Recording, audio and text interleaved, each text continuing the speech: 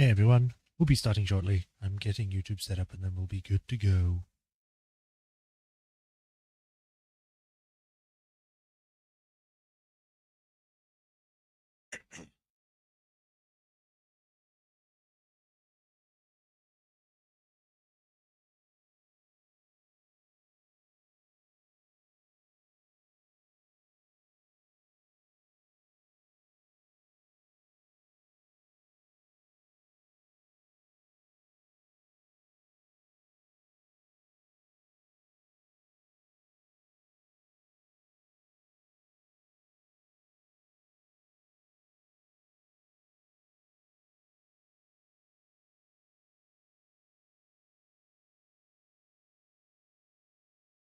Right, I can close that.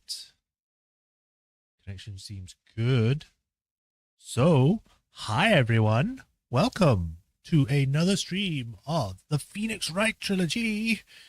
We are continuing on with the Ace Attorney game, where last time we had learned that Edgeworth had shot someone on the ocean, or the lake, not ocean. He would never have done the case if it was on the ocean. Jesus. Anyway, he shot someone in the lake. Now we have to try and prove that he's not guilty of killing someone. And we failed at that by actually finding more witnesses instead of snuffing them out. They've got photographic evidence, so now we're just going to make sure that Edgeworth goes to prison by failing. Nah, we're going to try and make sure he doesn't go, that he's found not guilty, because we don't think that Edgeworth has done it. We don't know much about the case yet, other than it was done at Gourd Lake. It was Christmas, and no one wants to take the case. So that's where we are. Without further ado, let us switch over to the game screen and begin today.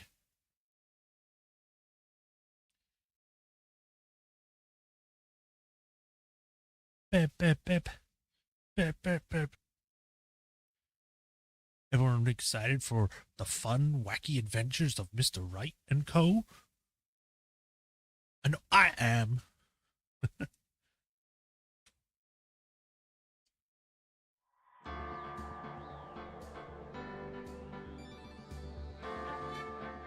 That seems about right. Sound is being picked up. I need to refresh Restream. And we are good to go. Continue. Turnabout goodbye. Stay to trial.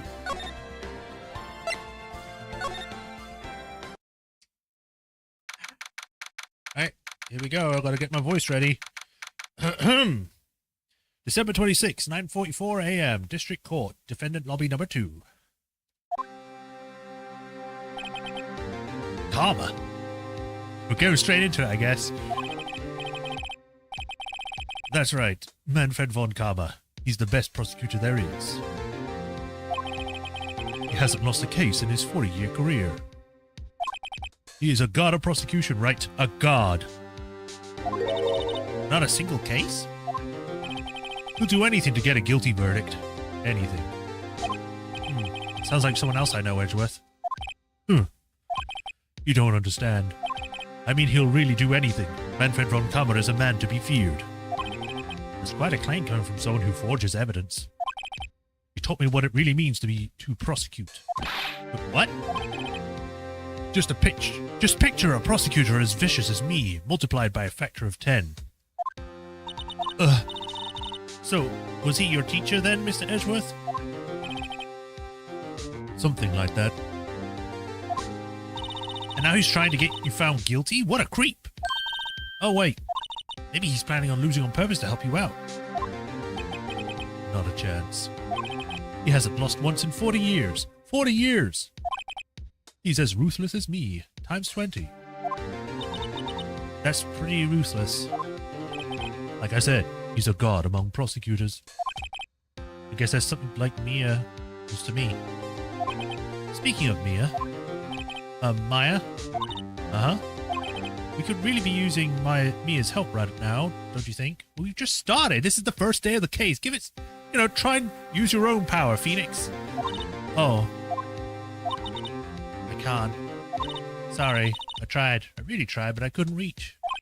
You couldn't reach? I think it's because haven't been training. My powers are weak again. Oh man, what bad timing. I'm really sorry. We need to get you that waterfall. Shove you in there. Try my best. Hope so. What are you two whispering about? Oh, it's nothing. Well, it's time. Let's head in.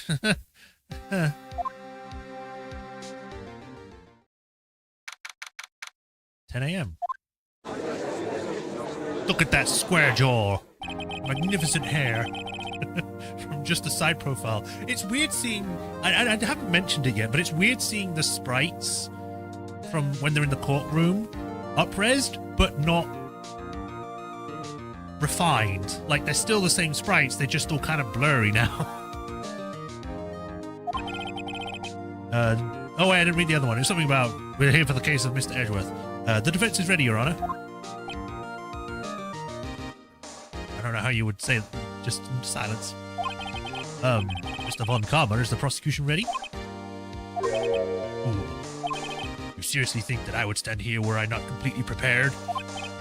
Right, my apologies. He's even got the judge scared. Very well, your opening statement, please. Decisive evidence. A decisive witness. What else could possibly be required? Nothing, of course. That should be fine. The prosecution may call its first witness. What's with this guy? Is he royalty or something? How am I supposed to fight against this? I call to the detective in charge of this case, Detective Dick Gumshoe. Okay, Gumshoe's first. Let's see how this goes.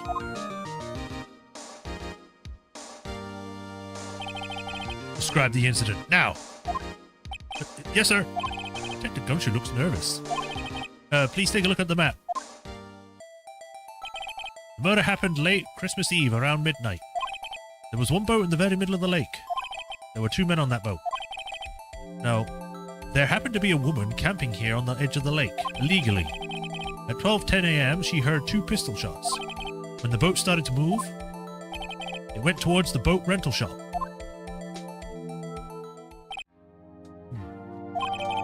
Overhead map added to the court record.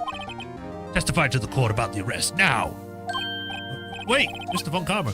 Yes? Actually, I'm the one supposed to be handling these proceedings. Wrong. There is only one thing you need to do here. You will slam down your gavel, say the word guilty. That is your role. Yes, of course. You're quite right. No, he's not! Arrest of Miss Edgeworth. The man called into the station around 30 minutes after midnight. We headed to the scene of the crime as fast as we could. That's where we found Mr. Edgeworth. Now, I didn't suspect him of anything at all, but the next morning, a body was found in the lake. So we had to arrest Mr. Edgeworth. I see. Very well. Begin your cross-examination, attorney, now! He's just gonna sit there, let Karma, do all the job for him.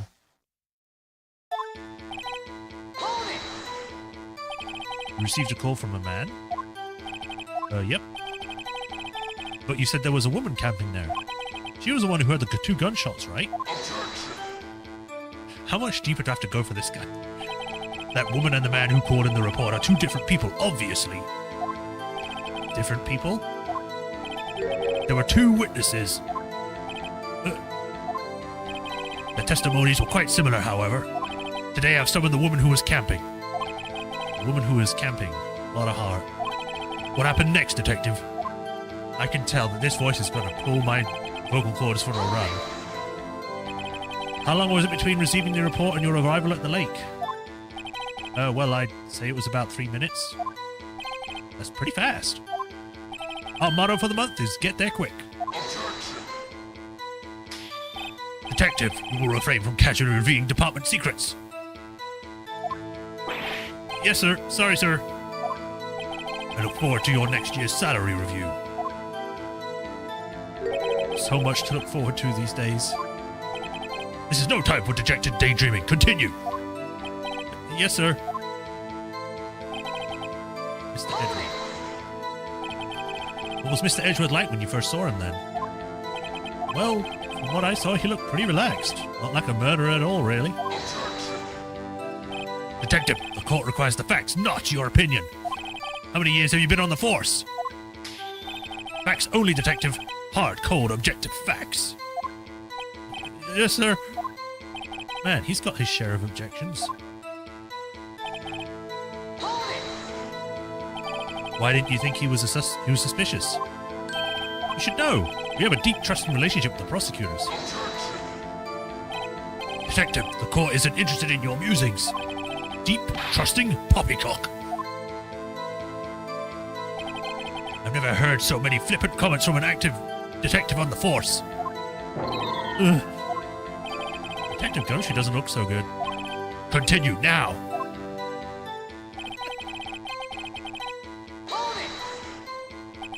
Did you find any clues on the body? A single bullet was recovered from the body. It was shot through the heart, fatally. I mean, yes, that's the case most times when you shoot people in the heart. Judge, here's the bullet. It didn't strike bone, so its shape is well preserved.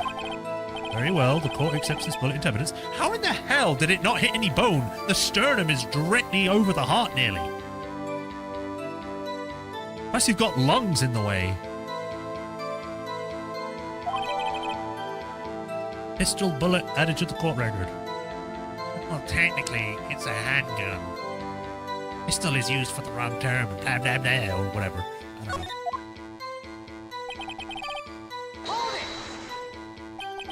Why's that? Well, we found the murder weapon in the boat. The murder weapon? A pistol. Detective Gumshoe, that is a vital piece of information. Please revise your testimony. Right. Sorry, Your Honor. What about the pistol made it decisive evidence?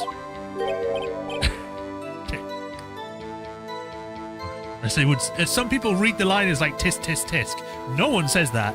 It's literally the sound that you make when you click your tongue. It's like... He has the same evil laugh as Edgeworth. There were fingerprints on the pistol found in the boat. They were clear prints from Mr. Edgeworth's right hand. What? Order, order! So Mr. Edgeworth's fingerprints were found on the murder weapon. Yes, Your Honor. Judge, this is the weapon in question. Accepted into evidence. Pistol added to record. 22 caliber, fired 3 times. Why was it fired 3 times? Members of the court, we now have the pistol used in the murder and the bullet found in the body. Detective. Yes, sir. Was the bullet found in the body fired from this pistol? Yes. The ballistic markings on the bullet match the pistol. Hey, Nick. What does he mean, ballistic markings? Shocking! To imagine someone here doesn't know something as basic as ballistic markings. Nick, he's glaring at me. Very well, I'll explain. Actually, Judge, you do it, because it will help save my voice. Me? Ballistic markings are like the fingerprints of a gun. The barrel leaves distinctive marks on each bullet it fires. Now, this is actually true. You can examine these ballistic fingerprints to see which gun fired the shot. It's quite accurate. Indeed. This leads to one inevitable conclusion. The bullet fired in the victim's heart was without a doubt fired from this pistol. This pistol, which, as you may recall, was covered with the defendant's own fingerprints. Order! Order! This is bad. This makes it look like Edgeworth did it. Well, Judge, I'd say it's almost decisive, yes. Honestly, I could declare the verdict at this point. However... You wish to hear the witness speak, no doubt. Very well. I am somewhat fatigued, and so I will take a brief break. I will call my witness after the recess, which will last 10 minutes. Judge! Yes? What are you doing? 10-minute recess, now! But, wait, Just bang your flimsy gavel and get on with it, man! Yes? This court will take a 10-minute recess. Who's running this court, anyway? It's true. Like, it doesn't matter what kind of prosecutor you are. You're not literally controlling the court. The judge has the final say on anything. And if you piss off the judge, you're out of there.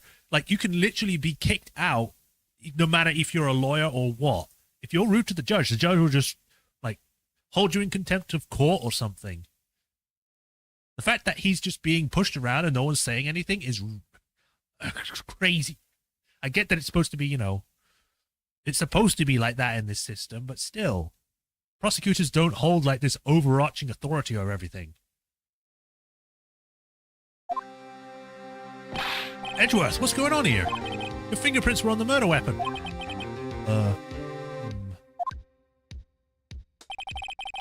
And that foggy photo makes one thing clear. The only one who could have shot that man was the person in the photo. True.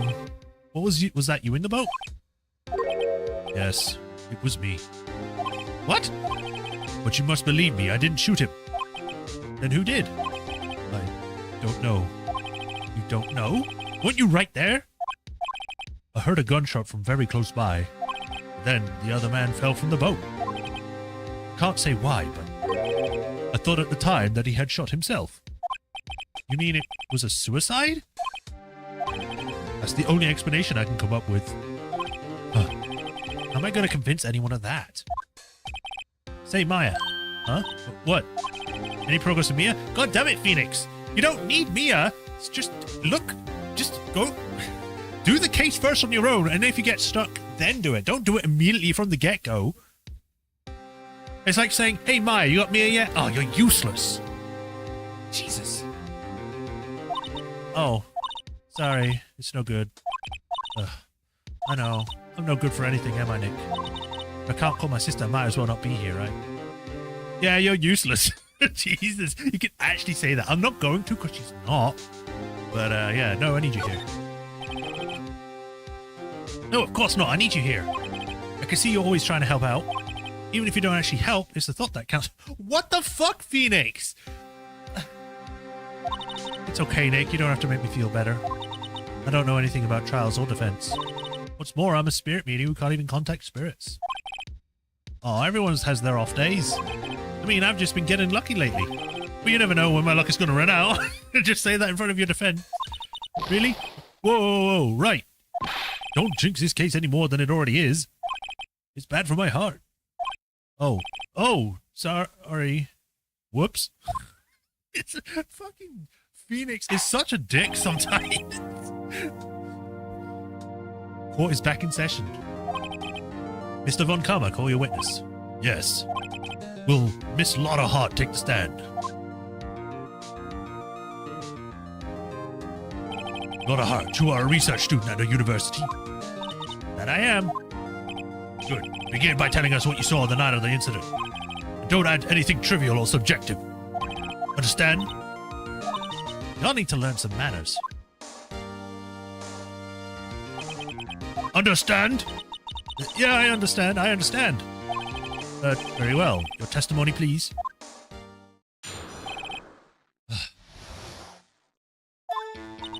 It was Christmas Eve at just after midnight, I reckon.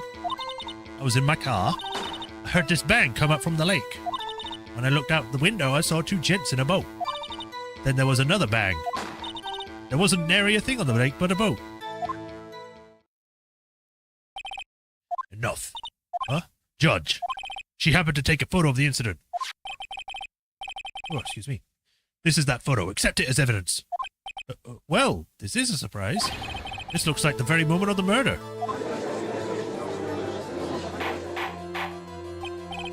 Order! I will remove people from this courtroom if I do not have order immediately. As the witness testified, she looked at the lake when she heard the shot. There were no other boats on that lake. So the man in the boat with the victim must have been the one who shot him. Yes, it was the defendant, Mr. Edgeworth. Order! Order! Order! I will have order or I will beat you all with my gavel. Well, Judge, the evidence is decisive. I have very little doubt about this case. Very well, the court finds the defendant. But wait, Your Honor. I haven't cross-examined the witness yet. A cross-examination? We have photographic proof. What question can there possibly be?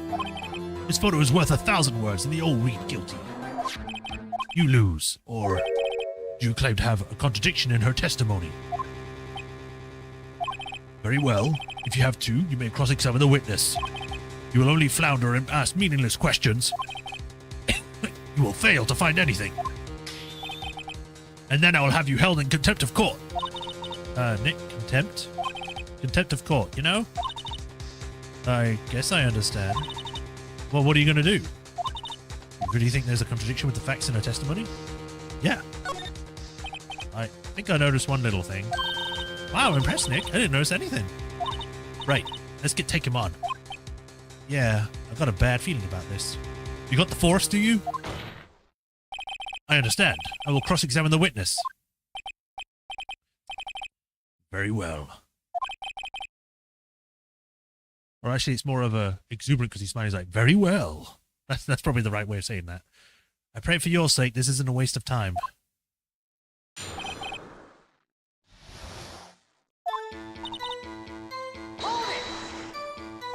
Just after midnight, you say? In other words, it was no longer Christmas Eve, but Christmas Day.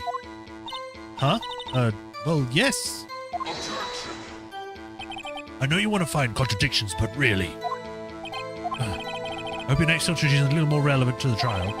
Witness, continue your testimony. I was in my car. I probably don't need to push on this, and I get the feeling if I keep pushing on irrelevant things, or irrelevant, I'll get kicked out.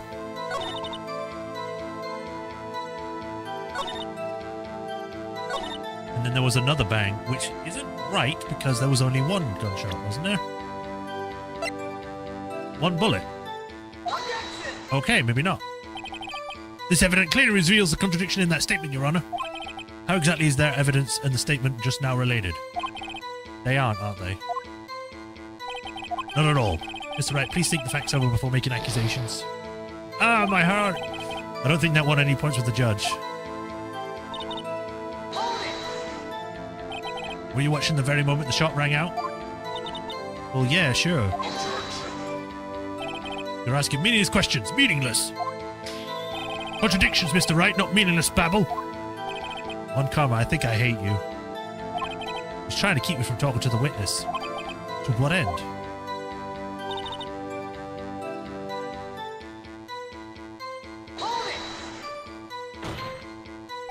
Are you sure about that? Yeah, sure as a country gal can be. That sounds pretty sure. How come you're so sure? Well, heck, I scanned the whole lake. Scanned the whole lake? It almost sounds like she was more interested in the lake than the boat. Miss Hart, you... Mr. Wright, the witness has answered the question in full. No need for further questions. Objection sustained. That's what I'm... Sustained! Yes, of course. Oh, great. What am I supposed to do now? There weren't any contradictions in there. Sorry, Nick, if only my sister were here. Maya's really taking this hard. Well...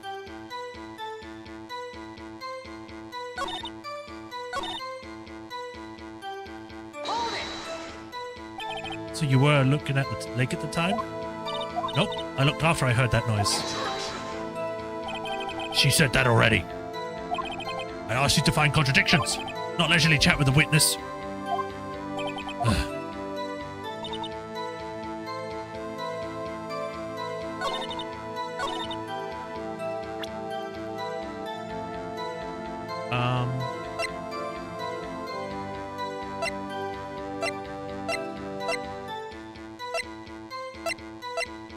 I get the feeling it's this one. No, it's not. I'm not doing well here.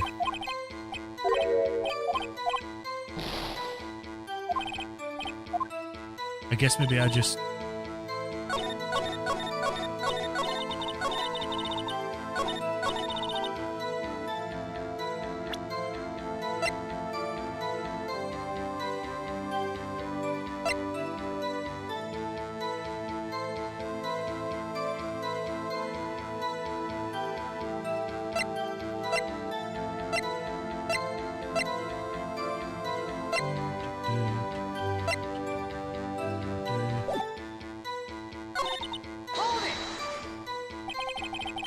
Why were you camping there anyway? I'm a research student at my university. I was taking pictures to use in my research. What research? This all sounds suspicious. Miss Hart, could you be more specific about your research? What does the witness's motive in camping by the lake have to do with this case? The answer is nothing.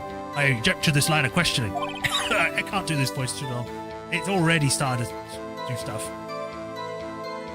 So what I'll try to do is I'll try to just speak lower, but not that low. Because my throat, God. Objection sustained. But wait, then I'm the one who's supposed to say that. We'll say that already. Objection sustained. Thanks for nothing, Your Honor. I believe I already pressed on this, but I'll do it again. Nope, I looked after I heard that noise. Yeah, we did this one.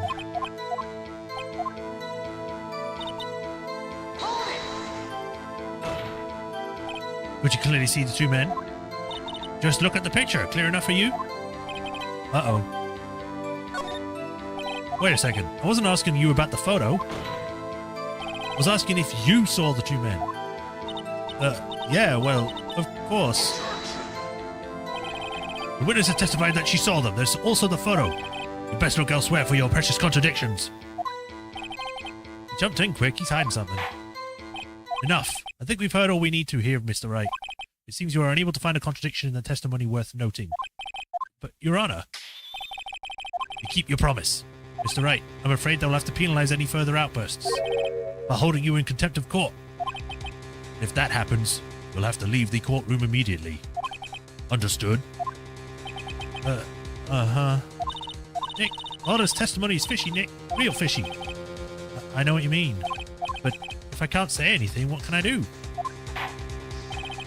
I believe we've covered the evidence sufficiently to make a decision. Then pass your judgment. Very well. Mr. Wiles Edgeworth, please take the stand.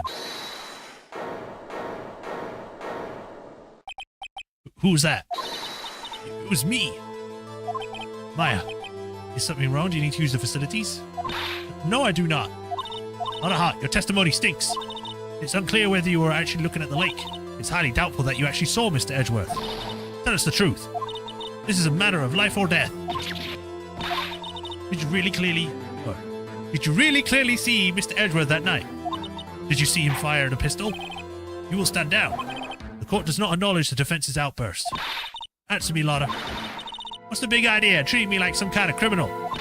I saw him, I swear. I saw Edgeworth. Enough. Judge, declare the defense in contempt of court. Yes, of course. I'm sorry, but you were warned. Guard, escort Mr. Wright out of the courtroom.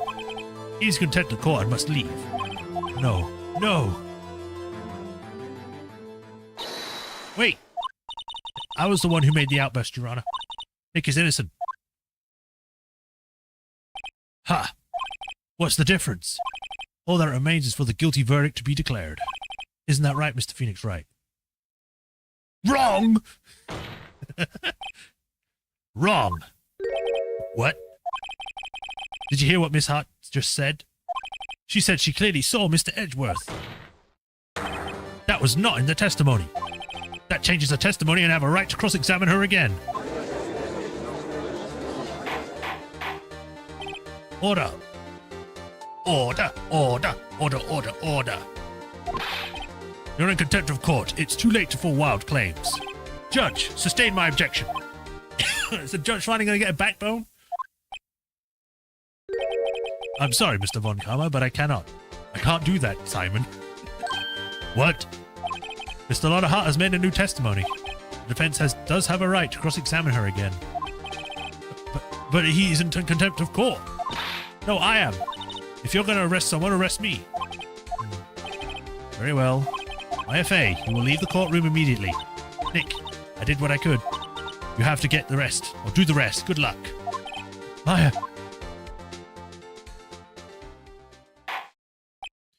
I care not for this melodrama. Listen well, Mr. Wright. I do not tolerate badgering on my witness. I'm running out of time. I better find a contradiction in there or else. Mr. Wright, begin your cross-examination. The last statement. I saw it clear as day. The man on the boat was Mr. Edgeworth. That's it? Uh-oh, I don't know if I can find anything there. But I can't squander Maya's efforts either. Well, what about the other man? You cannot expect to be allowed to blithely ignore your promise, Mr. Wright. I believe you claim there is a contradiction in the witness's testimony. Well, find it, if you can. Mr. Wright, assign you a penalty. Wow, just pressing on it is not good. Damn, that's it? Okay, well. You clearly can't see him, so... Got you. Got you, Miss Hart, finally. What? You got what? Look at the photograph. The photo I took? The very same. There's something I want you to see in this photo. It's quite clearly visible. The fog, Miss Hart. So, this picture was taken with professional, high-quality film, correct? Yet even it could not capture the faces of the men on the boat. Yet you claim you saw Mr. Edgeworth. How? What? What? Mr. Wright has a point. That's why I told her not to say that in her testimony, please. Yet now she has said it, Mr. Von Calmer. How could you possibly see Mr. Edgeworth? Explain yourself. Miss Hart. What? Could you see the defendant last night? Of course, I said I could, and I meant I could. Then please testify as to the circumstances of your sighting. I did it. I finally found a hold on Von Calmer's carefully vague testimony. How Edgeworth was seen. You're right, it was cold night and the fog was thick as grits. So once I finished up setting up my camera, I got back in the car. Still, I brought my binoculars with me. When I heard that noise out on the lake, I looked with my binoculars. See, no problem. You used binoculars? Very well. You may begin your cross-examination, Mr. Wright. This one better be good. I think I can only take one more hit and then I'm done. Oh, 2 more hits. Okay. So, how could you see Edgeworth? Now, just hold on your horses for a second. You hasty Yankee types never find a gal where I'm from. Defense attorneys have trouble with that as it is. Nobody loves me. Once I finished up my camera, I got back in the car. Your camera? Yeah, it got an automatic... This issue here we are concerned with is Miss Hart seeing Mr. Edgeworth. The camera has nothing to do with this at all. Objection sustained. He's not letting her answer any of my questions.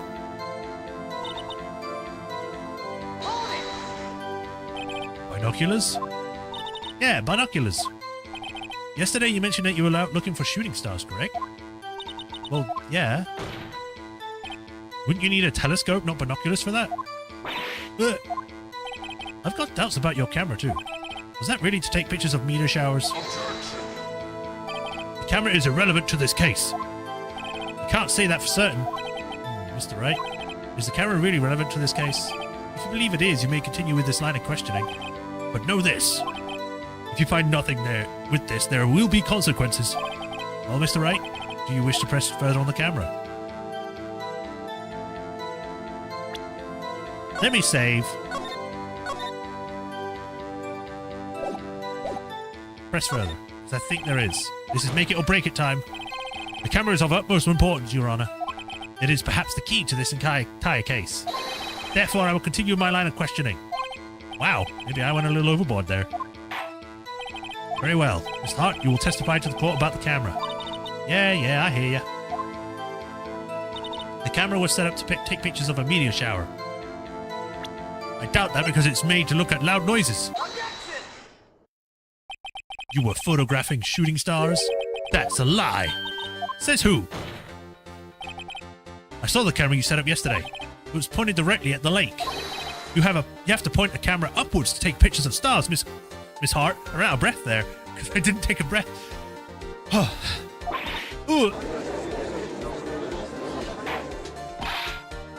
Mr. Wright, what are you driving at? The witness was not at the lake to photograph shooting stars, Your Honor. Well, then what exactly was she photographing? Show evidence. Your Honor, take a look at this. What was Miss Hart trying to take a picture of the lake? The gourd, because he made a loud bang. Miss Hart, this is what you were trying to photograph. What's this? A newspaper article? Gordy. Ah, the sighting at Gourd Lake. Well, Miss Hart, I never heard of no lake monster. You got proof or something? Let's see you prove that I was down at the lake trying to photograph this Gordy. I have it. Proof. Intriguing. Very well, let's see it. And no joking around this time, please. What is the proof that proves the witness was lying or trying to take a picture of Gordy? Well, the camera itself. The proof is Miss Hart's is your own camera. Your camera was set up to take photos in response to loud noises, correct? Thus, this photograph here taken when a gun fired on the lake. And here, this article talks about Gordy. According to this article, Gordy made a loud noise when it emerged. Well, you were trying to photograph Gordy, weren't you? That's why you had this camera set up to respond to loud noises. Order! Order! I see. I too thought it was a little strange. Yeah, sure. Well, Miss Hart? You were camping there to try and take a photo of Gordy, weren't you? Yeah. Not bad. Are you all you lawyers that smart? So smart, boy. I was down there trying to photograph Gordy. You got me. So what? Huh? That don't change what I saw, does it? Exactly. What you just used several precious minutes of our time to prove is nothing more than the witness is an idiot who thinks monsters exist. Hey! But, as so succinctly put, so what? It changes nothing. Not true. You were hiding the whole thing about Gordy for some reason. I know it. What could it have been? Whatever it is, I'm going to get to the bottom of this. Miss Hart, why did you hide the fact that you were searching for Gordy from the court? Please surprise your testimony. Right, fine, I'll testify. I won't. It'll change nothing, no. Something will change, it has to. And I'm going to spot it. I don't know why she's doing all this stuff anyway. Actually, I'm not a research student out of university. I'm an investigative photographer. Imagine what a scoop it'd be if I got a picture of that monster. That's why I was camping out by the lake. But that's all I was hiding. When I heard the bang, I looked right away at the lake. Wasn't much to look at, so I just watched that boat the whole time. Then I saw a flash near one of the men's hands, and I heard another gunshot. I was looking right at the boat the whole time, crossed my heart and hoped to fry. Well, Mr. Wright, you may cross-examine the witness. The witness testimony is unchanged from before. Whether she is a research student or a photographer has no bearing on this case. There is no need to waste more of our time with another pointless cross-examination. I claim the defense is right to cross-examine the witness, Your Honor. Von Kamm is up to something, I know it. He doesn't want me to cross-examine her because... Why? Was there a contradiction? Very well. Make her begin a cross-examination. You seem sure of yourself. You must have something in your mind. Huh. That would be a first. Very funny. I understand that this is your last chance at cross-examination, Mr. Wright. If there is no problem with the testimony this time, we will let the witness leave. I will announce my verdict at that time, Mr. Wright. Understood? Yes, Your Honor. Lada's new testimony. Now, I don't know if that means I can't push them or question. So I am going to save. I don't want to end up going through this whole thing again.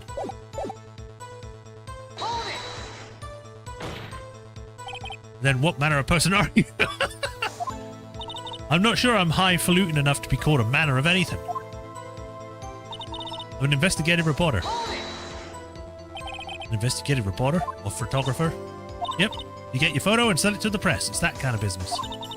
Hey, I was taking pictures of my sister's graduation last year. And guess what? What? There was a UFO just hanging in the sky. A UFO? You know, an unidentified flying object. A UFO.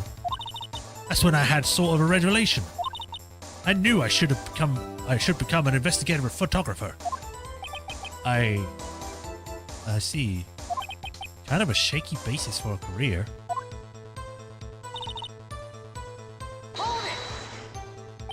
Is Gordy really that newsworthy? Heck yeah!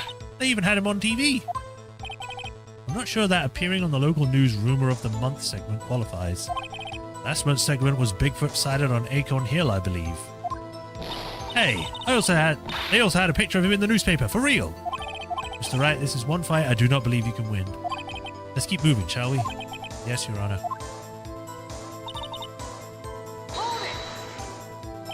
That's why you put this automatic sensor on the camera? Yep. Borrowed it from a university professor. It analyzes every sound it picks up, and when it gets a bang, it snaps a shot. Yep. So how many photos have you taken so far? The only time the camera triggered was that night. Huh. That's all I was hiding. I think it's time you told us why you felt you had to hide the true purpose of the lake. Heck, if word got out I was up to something, this lake would be swarming with competitors. Competitors? Yeah! Second-rate shutterbugs trying to steal my scoop. Is that the only reason you were hiding the truth? Well, actually... Mr. Wright, I will not have you asking questions with no relevance to this case. Whatever you say, Von Karma, I know you told her to keep quiet. When I heard the bang, I looked right out to the lake. Whoop. Exactly what sort of sound was it? Well, I've never heard one before, so I can't say for sure, but it sounded like a gunshot. It was a lot sharper than a sound I would have expected. There wasn't much else to look at, I just watched the boat the whole time. There wasn't much else to look at? Yep. I don't know, if she heard a bang and she thought Gordy was out there, I kinda doubt she'd waste any time looking at a boat. What? What did I do now? What are you giving me that look for? Definitely suspicious, maybe it's time for some evidence. Witness, continue. Hold your hush puppies, Pops, I'm getting there. What the hell?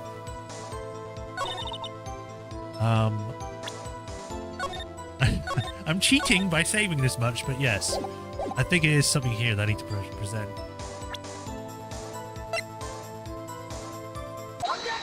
Yeah, I figured. Miss Hart.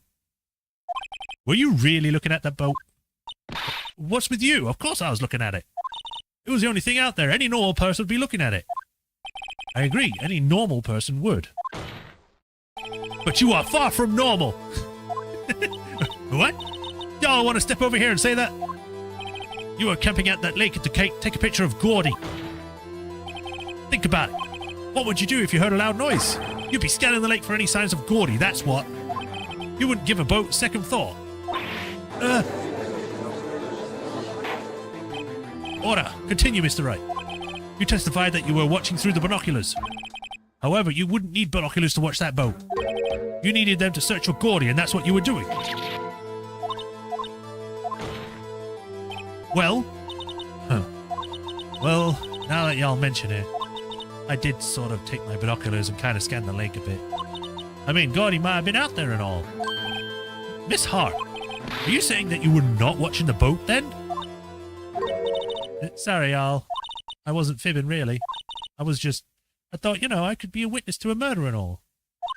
I kind of got excited and started lying, and now I should go to prison for providing false testimony. I was sure I was watching that boat. Till now. This is totally uncalled for. But hey, you got the photograph, you got proof. Still, we can't see who is shooting in this photo. Right. That's why I took this photo and... Witness, that is enough. You've had a long day. Shut your pile. Shut my what? What was she going to say? She took the photograph and what? Wait a second. She even had a photograph to prove it. But you really can't tell from the photo who is shooting. That's why she said she's going to enlarge the photo. She said it will drop the quality a mite, but it should let us see who's who. She enlarged that photo. Why won't Von Karma let her show it? I've got a hunch. I bet that enlarged photo shows something bad for Von Karma. This is my chance. If I'm wrong, though, it'll mean prison for Edgeworth or worse. What should I do? I'll make her show it, yeah. Otherwise, we're just going to lose. Miss Hart, look at this photograph.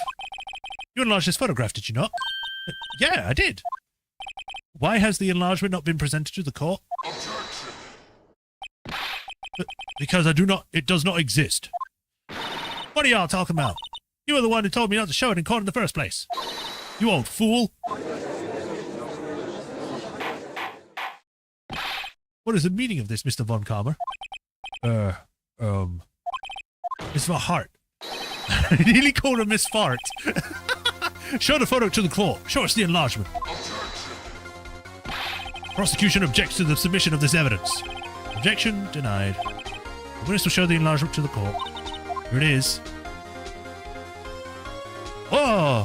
They don't have faces or hair, which is not how a shading would work. Like, they would still have hair and shadows, they just wouldn't be defined. Whatever. We still cannot see who is firing in this. It could be the defendant, or maybe not. It's not. Regardless, I accept this as evidence. Happy now, Mr. Wright. There has to be something. You asked for an enlargement, you got your enlargement. And little good it has done any of us. That's why I requested she not show it. I suppose this means his cross-examination is over, obviously. Then I would like to close the cross-examination of Miss Lotterheart. And none too soon. There was a flagrant waste of my time. Mr. Von Kammer, do you have anything to add? I stated everything I needed to when this trial began. Decisive evidence. A decisive witness. What else could possibly be required? Nothing, of course. Then I believe it's time for me to declare my verdict. Wait, it's not supposed to go like this? I'm not supposed to lose? Where's the script? There has to be a clue in this photo and somewhere. This is bad. Real bad. What should I do? Object. Your Honor, there is something decidedly strange with this enlargement. What that might be. I can't do words right. Mr. Wright, you will show the court what you mean. What's this photo? What about this photo is strange? Okay, here goes. I'll show the judge what's strange with this photo. It's the hand.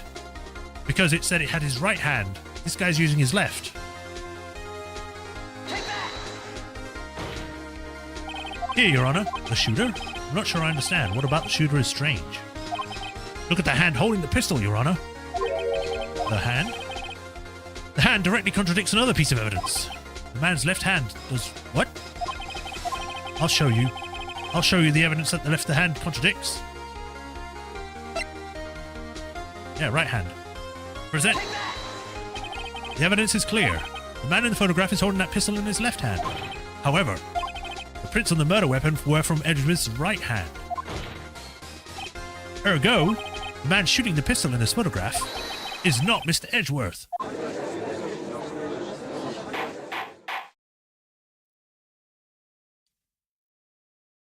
This was going all over the place.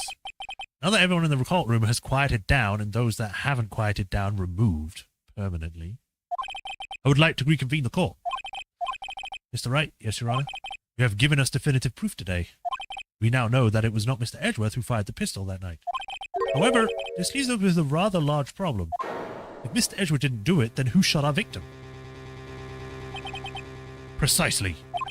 As we have seen, there are no other people on the lake that night. Who but the defendant could have shot the victim? Larry? We just call out Larry like that? Well, I'm going to go with the Edgeworth one where he says like he might have shot himself. But there's only one explanation remaining. The man who shot the victim was none other than the victim himself. Order! Order! So, you are saying that the victim committed suicide? Yes, Your Honor. I can't think of no other explanation. Indeed, that does seem to be the only remaining option. I'm so very, very sorry, Mr. Wright. But suicide is out of the question. What? An examination of the victim's wound revealed the distance at which he was shot. The distance? The victim was clearly shot from further than a meter away. A meter? That's 3 feet. There's no way it could have been suicide. Order, order.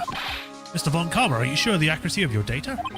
Of course. I had already considered the possibility of suicide, you see, for some reason. Autopsy updated. But the thing is, Edgeworth and the man in the photo are not 1 meter away. They're like a foot at best. I see. Very well. Allow me to state my opinion. Considering the situation, the shooter had to have been the defendant, Mr. Edgeworth. However, the prints on the gun reveal the shooter was not Mr. Edgeworth. This is a conundrum. Therefore, I would like to suspend proceedings for this trial for the day. The court orders the defense and the prosecution to further investigate this matter. Understood? Yes, Your Honor. That is all. This court is adjourned. He's not happy, Karma. 1:15. Wow, that was like 2 hours. Ooh, that was a close one. Hey, don't you have anything to say? No, I have yet to be declared innocent, right? Well, yeah, but what happened out there on the lake anyway? If you didn't commit suicide, then who? The shooter was about a meter away, too. What? Don't give me that look. I did not kill him. I was just kidding around. Huh. Look, I'm gonna go check on Amaya. Oh, right. What? Tell her something for me. What? Tell her to watch what she says in court. That's all. Would it kill you to just state how you really feel with a thanks, Edgeworth? He's a tsundere. He can't just say his feelings. I requisition a transcript of Lotta's entire testimony. I thought it might give me some ammunition for the trial tomorrow. Of course, she didn't see the shooter, so the only part of her testimony that stood out was the bang she heard. Lotta's deposition added to the court record. 2 shots. We're still not questioning why there were 2 shots, I guess. Because the guy was shot once, but the gun was shot 3 times, and yet there were 2 shots. Or 2 sounds of a gunshot. But why?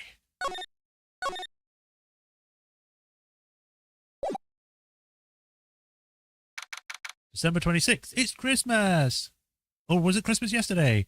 But it's Christmas anyway! Maya! Hey Nick, it's you! I'm glad Mr. Edgeworth made it through the day, okay? It's a relief. Yeah, hey. Why'd you do that anyway? I don't know. I just knew I had to do something. I know I'm not the lawyer my sister was. I'm sorry. Well, you did save the trial. Just behave from now on, okay? Don't save my butt again. Oh, okay. Have you been questioned yet? No, not yet. Detective Gumshoe was here just now. Why would you be questioned? You're just being held in contempt of court. You wouldn't be questioned. You'd just be held until such a time it was over. He said, seeing as this is your first offense, we'll let you go after questioning. Oh, and he wanted me to get bail money ready. You can pay for me, okay? Huh? How much? I don't know. I guess they'll send you a bill or something. Why do I picture giant bales of money every time I hear the word bail? Any luck with Mia? None. I can't get through to her at all. I tried. I really did. I don't know what to do. I think I probably shouldn't have stopped my training. It sounds like she really did do her best. I should check to see if there's anything waterfalls in the local area. I wonder if I'll ever see my sister again. I mean, she's dead, so no.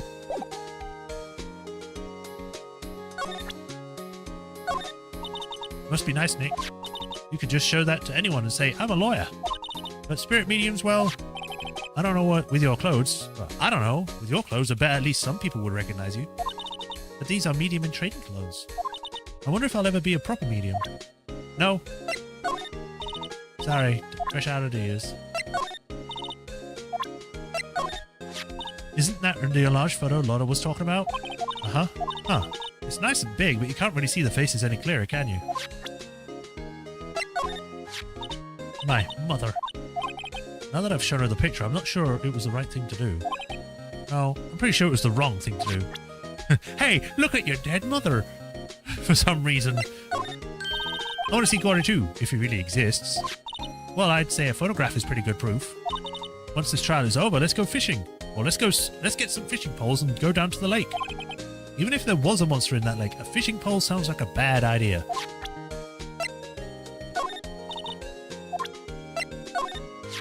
So the markings on the bullet and the barrel of the pistol matched? Hey, I'm surprised you remembered that. How could I forget after Von Kummer rubbed it in so much? So which of these markings are the ballistic markings? Or which one of these are the ballistic markings? I'm not really sure. Mr. Edgeworth prints are on this pistol, aren't they? Yes, the prints from this right hand. But they must have gotten on there at some other time than the shooting. What? Really? The shooter used his left hand after all. Alright, well, I'll leave you here to get interrogated. Sure is quiet around here with nobody around. I see. I have to get Maya out of that detention cell soon.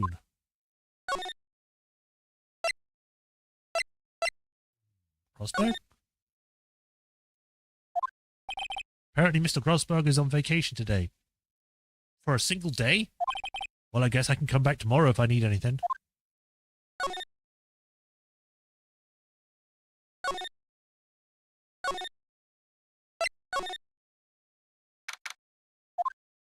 Detective Gumshoe's not here.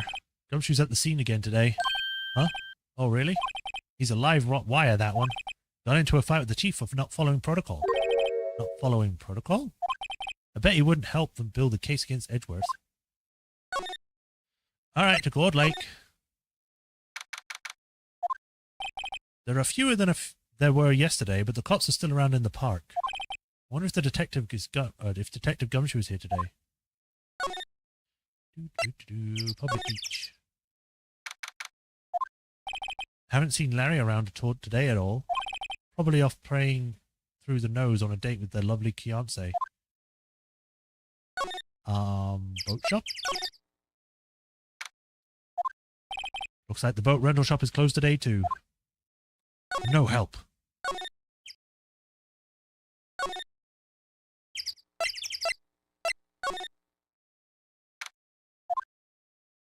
Oh, hey. Hey, Detective Gumshoe. Hey, pal. The trial today, Yes? What about the trial? Well, I was going to say good show, but it wasn't really all that. Though you did save Mr. Edgeworth, I guess. I just wasn't sure how to thank you, you know? Thanks? I mean, it's more than most people. From what I understood, Von Karma would get people guilty, like, immediately. So the fact that we've lasted a day is probably an achievement in itself. Detective Gumshoe? Any idea what strategy Von Karma is planning for tomorrow? It sounds like he's bringing in another witness. Another witness? Oh, right. He said something about that in the trial today. There were 2 witnesses. I was wondering who that other witness was. Who was it? Sorry, pal. As much as I'd like to, I'm not at liberty to divulge that information. Because, you know, we got to give the prosecutors an unfair advantage. Even though that's not how cases actually work and you actually share that information. If one party knows more than the other, then, you know, it's kind of bad. And an unfair advantage to one side. Right. Alright, I wanted to ask you something about Edgeworth. What's up? Is he afraid of earthquakes? I never heard anything about that before. Mr. Edgeworth doesn't talk about himself too much, see? But there's one thing that's clear as day. Him hating crime the way he does. And him becoming a prosecutor. And him becoming scared of earthquakes. It all started with that incident. The DL6 incident? Yep, that's the one. 15 years ago when he saw his father shot before his very eyes. He still feels the pain now. You can see it in his eyes. I want to talk to you about Maya Fey. Huh? She's not out on bail yet? That's strange. I told him to let her go as soon as they had her report written up. Man, I don't know what would have happened if that courtroom today if it weren't for her. Seeing her getting dragged out by the bailiff. I'll be honest with you, pal, I shed a tear or two. Mr. Edgeworth, he was so moved I saw his lip trembling. Really? Cold as ice, Edgeworth? He was really grateful for what she did, you know. I've got to head back to the station. I'll get to the report on Maya and get her out of there as soon as I can. Thank you. Oh, wait. I was wondering, how much is bail going to be? Don't worry about that. Mr. Edgeworth is posting the whole amount. Oh, okay. What? Edgeworth? Didn't I tell you? He's grateful for what she did. Alright, pal. Well, don't forget to go pick her up, okay? Maybe I can get Edgeworth to pay this month's rent too. Wow, just worm your way into Edgeworth's money. Sure. Ugh. I have to go through each individual screen, then go here, then go detention to center. Hey, Nick, you finally came. They just finished the paperwork. I'm free to go. Free at last, eh? Those interrogators were real mean. They were like, okay, what did you do this time? Like I was some kind of criminal, can you believe it? Well, they let you out in the end, didn't they? Huh. Oh, that reminds me, thanks to bail. Thank Edgeworth. Huh? He posted bail for you. Said he was grateful for what you did. Mr. Edgeworth did that? I have to make it up to him. We've got to win this case, Nick. Any ideas? Haven't noticed anything lately? You know, I did notice one thing when I was in detention. It's really pretty comfortable here. It's warm and they keep it very clean. I meant, have you noticed anything about the case? Well, not much more than that, no. She's probably still upset about Mia. I should leave her alone. What do you think we should do next? They're kind of lacking in the clues department. We could go back to the park and look for Gordy. I was kidding. Still, if there are any clues out there, the park's as good as bet as any. What do you say? Shall we head down there? Sure. And then back to the park. God. Back and forth like a freaking yo-yo. There aren't many cops around here today, are there? They're probably back at this something precinct doing something. Hey, y'all. Hey, it's Lara. Y'all already did it today. What did we do now? No, I'm not complaining. See, I did a little thinking. A little self-reflection, you might say. I realized that being a witness is a mighty big responsibility. No. It's like you've got the fate of someone's life in your hands and you need to tell a real, truthful, fucking testimony. But I just went up there and started blabbing out any old thing that came to mind. Lara. See, I want to make it up for y'all. Make it up? What did you think of the trial? To be honest, I was doing it half just to say I'd be a witness. Even though I didn't really see anything. Kinda convinced myself I had, though. Sorry, I knew I caused you a lot of trouble. Well, memory is a tricky, big little thing. Yeah, I sure know that now. I'll be fine the next time I witness a murder.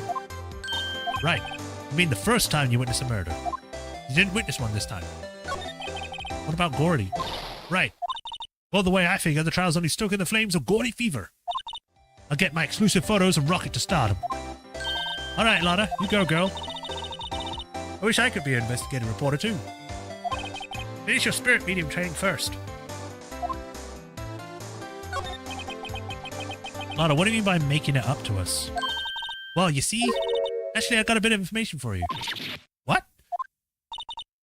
That Von Karma didn't want me to say nothing about it. What information? Now we're getting... Nah, there. See, I reckon we might be able to do ourselves a little exchange. Exchange? I thought this was to make it up for us. Right, I propose a little exchange to make it up to you. So what you're saying is more that you're doing it for a trade rather than actually being sorry. What? Information don't come cheap, my friend. Hey, I see you thinking, my, how unsophisticated these southern folks are. That's written all over your faces. Let me tell you, most southerners are way more sophisticated than you. I'm just the exception, okay? Well, what it'll be, you got a deal or not? What do we do, Nick? Alright. We don't have any other leads, so I don't think we have a choice here. Okay, how much? Huh? You're completely off your rocker? I may not be sophisticated, but I'm not trying to rob the poor. Huh? Only for exchange for information is information. Listen good. What I need from you is information about Gordy. Whoa, Gordy? But Gordy doesn't... I mean, Gordy might not exist. Then bring me proof that shows he don't. I'll be keeping watch from the car, okay? You see something? Y'all come to me first, got it? Oh, okay. Right, see y'all later.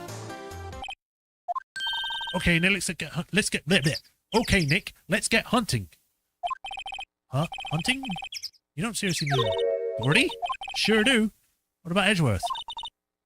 We're searching for Gordy for him, Nick, don't you get it? Okay, and how exactly do we search for a make-believe monster? Maybe we can find a monster myth specialist?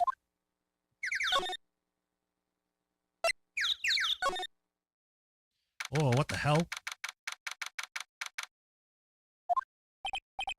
What's that? A steel samurai, Nick! Yo, Maya! Larry, what the heck is that? Oh, it was my girl Kiance's idea. She was all like, if you like put this here, it would be like really cool. Dude, she gave it to me along with the banner. Wow, that's really impressive. She could find those for you. Well, she knows a lot of people, and that show's finished now, so she got them for free. Right. Yo, Nick, what happened with Edgy? Well, we made it through the first day of court, all right. I don't know how good our prospects are from here on, though. Huh. Hey, Larry, did you know Mr. Edgeworth's secret weakness? He's terrified of earthquakes. He acts like a little boy. Huh? That's weird. I don't think he was ever like that in school. Oh, really? Well, we were only in the same class for a little bit. He transferred schools pretty quickly. Transferred? Right. The DL6 incident happened. Doesn't look like Larry knows about it, though. Big samurai. Hey, Larry. When did you get that big thing? Huh? Oh, the big guy? I've had that about a month now. Yeah. It's a big kit with the kids. Why wasn't it there yesterday? Huh? Huh? Oh, right. The compressor was busted. Compressor? Yeah, it's that little unit by the hot dog stand that would be making a lot of noise right now. That's what I used to put in the air in the Steel Samurai. It broke a little while ago, so I sent it in for repairs. Oh, and here I thought you'd inflated it by yourself.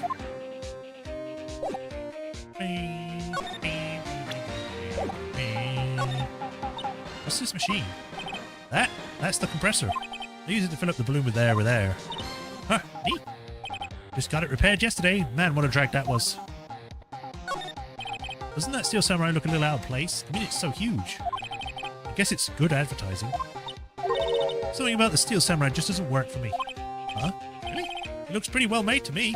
Huh. Still a novice, aren't you, Nick? Really. True connoisseurs like Cody and me don't fall for this kind of stuff. These Steel Samurai fans are obviously in a league of their own. Those flags look sadly out of place, flapping lifelessly back and forth in a cold wind under a cold sky. I don't know. I think it gives the place a kind of festival atmosphere. Reminds me of the War of the Eyeglasses. The War of the what? Huh? What? You don't know about the War of the War Glasses? Or eyeglasses? War glasses. Right. What the heck is it? Our local fair used to do it every summer. Huh. I guess we were the only ones. I ask again, what the heck is it?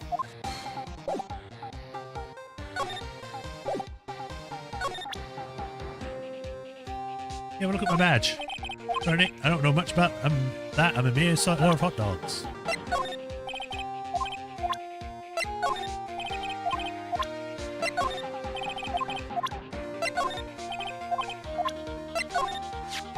That's the guy that's selling my dogs faster than I can cook them. You think Gordy really exists? Nah, I think somebody probably saw something else that they just thought was Gordy. But I'll keep selling samurai dogs until the truth's out.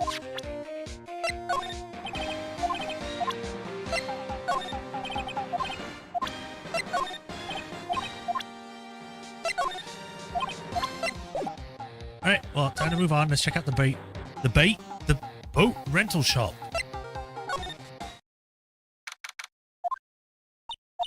It's always so quiet here. I wonder if the boat shop is closed for good. Well, with the murder on the lake and all, they're probably just taking a vacation till it blows over. I get it. The boat swims up. Murder took place on one of the boat. Apparently the boat police took away the actual boat that was used that night. Oh, okay. Indeed, there's a space for one more boat at the dock.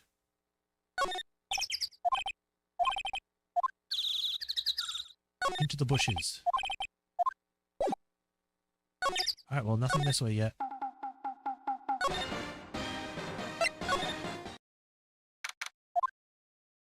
Oh, God. Hey, y'all. Well, y'all find anything about Gordy? No, nothing. Well, keep moving. It gets cold out here at nighttime. It's a little chilly. I think I have to sneeze. Whoa, no you don't. No sneezing. Watch you! I told y'all, no sneezing. See, I set the camera to respond to things as a little softer than a bang. You'll trigger one of Von Karma's finger snaps now. Oh, I'm sorry. Yeah, well, sorry is nice, but what about my fill? Hey, pay the lady. I learned something in today's trial, that's for sure. Testifying is serious business. That's why I decided not to talk about that case anymore. Huh? Whoa, didn't you just say you had information about the case? Just that, at least. Like I said, I'll trade it for the dirt on Gordy. What are you doing? Oh, what are you going to do if Gordy doesn't exist? I'll quit being an investigative reporter. What? After that, I only have one photo to my name so far. Is it a good one? You bet. A UFO. UFO?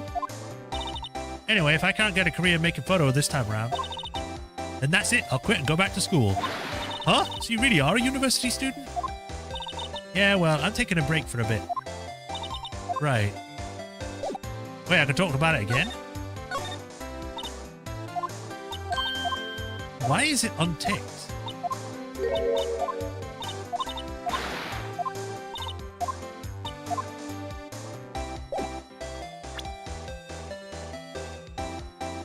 Hold a minute. Oh, they do! Okay, they do still have this. She's 17? Alright then. 24, 30. His age is deceased. 22, 23, 64, 48, 46, 65. He's 65? I didn't think he was that old. I thought he was in his 50s, but 65. I'm surprised he's not retired.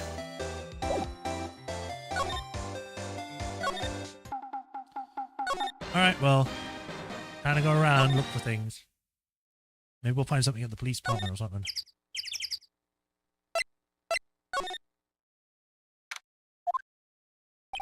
Hey there, pal. What's up? You look sort of out of sorts. Wait, you didn't go and do something that's going to get hurt Mr. Edgeworth's case again? What do you mean, again? Whatever, have a seat, pal. I'm here for you if you need anything. Besides, money, that is.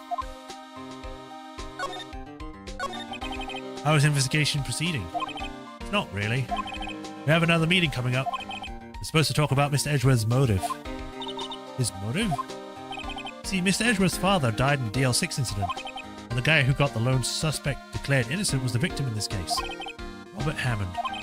They're saying that's why Mr. Edgeworth shot him. And Edgeworth never talks about his past. I bet they'll drag that out and hit him with it in court tomorrow too. Poor Mr. Edgeworth. I'm glad to admit, it doesn't look good, pal. Say, Detective Gumshoe, do you know Gordy? The monster down in Gord Lake? Not personally, no. Well, we're looking for it. Huh? Are you out of your minds? You got time to go wild monster hunting? How about doing a little questioning for me then? Oh. Detective Gumshoe is scaring me, Nick. I told Detective Gumshoe about the deal with Lada. Nick, try telling him sooner next time. Sorry. I see, pal. Sorry about chatting at you. Okay, I, Detective Gumshoe, will help aid you in your search for Gordy. Huh? I'll loan you one of our newest secret weapons for finding evidence. Really? You can take whichever one you like. Okay, give us the goods. Hold on for now, everything's due time. First, let me show them to you. These are our best and brightest. Introducing secret missile weapon number 2, or number 1, missile. Missile? He's a K9 police dog, still in training. Missile. Missile, here boy. He's a cute little doggy. Here he is. Hey, he's cute. Look, Nick, cute dog. A cute dog. And this will help us how? Next secret weapon number 2, a fishing pole. Here, this is my own personal fishing pole. Detective Gumshoe, we're looking for a monster. Yeah, how are we supposed to catch a whole sea monster with a fishing pole? Never know too, try pal. Okay, this next one is the last one. No, please, I'm already overwhelmed by your choices. Secret weapon number 3, a metal detector. Here, Detective Gumshoe, we're looking for something alive. Right, how are we supposed to find it with a metal detector? Hey, you never know, it might be eating soda cans. Well, which will it be? I can't make up my mind, Nick. They all seem so perfect. I can't make up my mind either for the total opposite reasons. Oh well, I suppose it can't help to borrow one of them. Why can't we take 2? Why can't I carry one and Mia have the other one? Or Maya? Metal detector, I guess. Borrow that metal detector? Sure thing, pal. I'm not sure where we're going to find with this. Remember, you're hunting for a monster. Anything is possible. Anything. Metal detector borrowed. Alright, well, back to the park.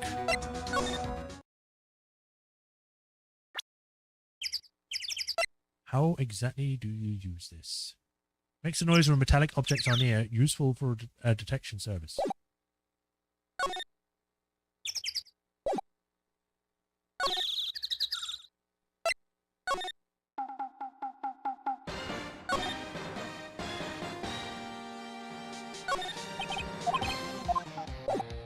Maybe I can No, you're not interested. Boathouse? Oh.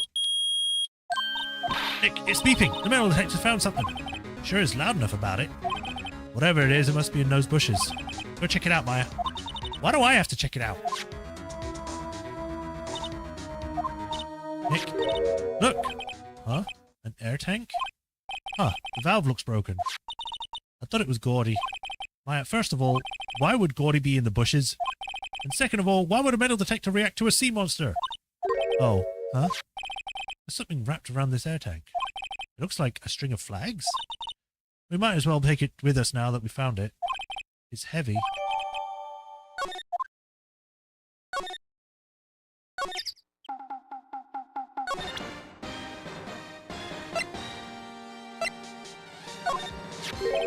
What? An air tank? What about it? Larry, I wanted to ask you about this. Is it yours? Say, is this air tank yours? Why would I have a thing like that?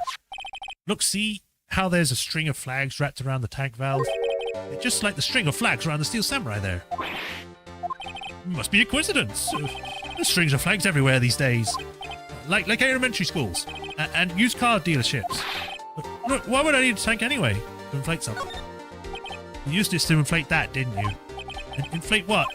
What else? The big puffy Steel Samurai. Now why would you go asking me a question like that? Looks like I hit the nail on the head. Right. Actually, see, the compressor I always used was on the fritz, so I tried using the tank to inflate it just once, and it didn't go so well, as I suspected. It didn't go so well? Oh yeah, do you think you could be a little more specific? Come on. Look, it's embarrassing, so I really don't want to talk about it. Tell us! Fine. Whatever, it's like what I said, the compressor was busted. So I took the tank and tried to fill the Samurai up with that. And then, blam! It went into the sky! The valve busted open and made this incredible noise. And that tank there took off like a rocket. And it took my poor deflated Steel Samurai with it. What? Off into Gourd Lake? It sure scared me out of my gourd, that's for sure.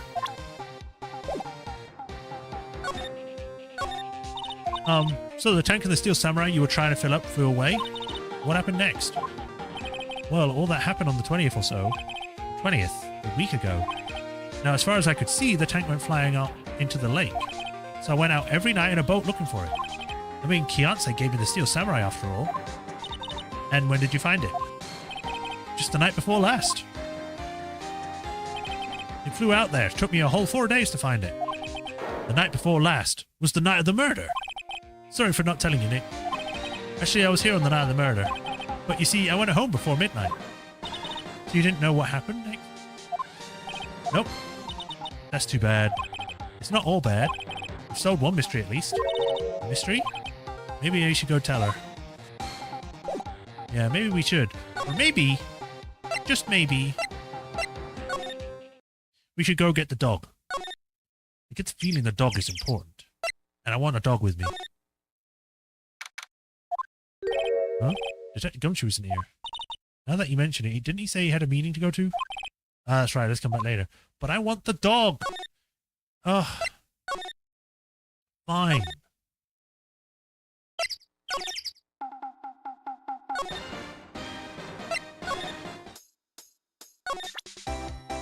Here you go, here's Gordy.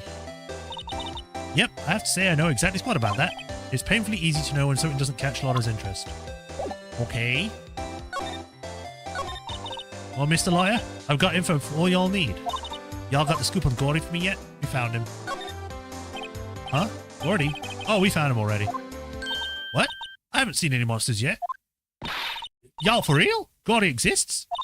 Wait, I need proof. You get a photo? I have proof. Of course I have proof. No fair, Nick. It was when I went to the bathroom, wasn't it? That's when you made contact with Gordy. Enough jabbering already. Let's see your proof. Take that! Larry's air tank? What are y'all doing with an air tank? This is Gordy. Excuse me? What exactly are you saying, Nick? There's a stand near here, a hot dog stand. There's a giant inflatable samurai doll there. About a week ago, an idiot, who happened to be a friend of mine, tried to fill it. He used his air tank, and when the valve blew, the tank flew into the lake. Apparently made a pretty loud bang when it flew. A bang? The tank, along with the still deflated samurai, fell into the lake. At the same time, a couple was taking a photograph of the lake. A photo. Wait, so you're saying that Gordy is really the Steel Samurai? Well, that's a fine way to ruin a gal's dreams. I'm sorry, Lotta. Nah, it's okay. You win. I'll give you your information like I promised. Poor Lotta. So tell us about this information you have. A promise is a promise, I guess. I overheard the cops around here saying something about the witness tomorrow. They said he's the caretaker at the boat rental place up the path there. Boat rental? The place where we found the Steel Samurai. There's someone there? I mean, it looks so deserted. Just an old guy living all by himself. Y'all should go back and check it out. Thanks, Lotta. We will. Let's get cracking, Nick. Hold on. Something else? Yeah. The night of the murder. The camera clicked twice, you know. Wait, so you have another photo? Well, yeah, but there's nothing in it at all, just the lake. I figured it wouldn't be much of use as evidence, so I kept it to myself. Well, it might not be helpful at all, but here, take it. Second photo added to the court record. Shows an empty lake taken automatically at 12/24/1150. So before the murder? Bye now. Y'all take care. Time for me to pack up and leave. Poor Lotta. It's all Larry's fault. The legend still lives on, I guess. The legend? Yeah, the legend of Larry, familiar to all who know him for any length of time. When something smells, it's usually the butts. Huh. Someone should whip that butts into shape. You leave Larry alone. He's a good guy, he's just stupid. December. Hey Nick, this is the boat shop that Lotta was talking about. You're right. Doesn't seem to be anyone around at all. Well, let's go check it out anyway.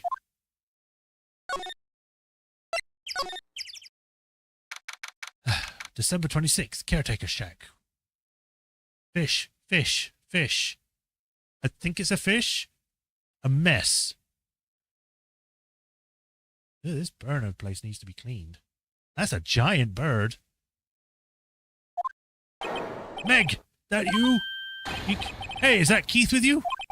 Where have you two been? I've been worried sick. Nick, you handle this. I think I'll leave this one up to you, Maya. Meg! Yes? Finally made up your mind, have you? My mind? You'll run the pasta shop when I'm gone. Pasta? Glad to hear it, glad to hear it. You make your old man proud. When your kids left the house, I didn't know what to think. How am I supposed to keep this place running, an old man like me? Holly, the kids are home. Hello, hello. Squawk. I don't want to do parrot noises. Nick, what was that? The parrot, the one on that perch. The giant, massive one that's like the size of someone's torso. Keith, yes? I leave the wet noodle in your capable hands, Sonny. Nick, what's the wet noodle? Based on the available evidence, I say it's the name of his pasta shop. That's a real relief, ain't it, Polly? Hello, hello. Yep.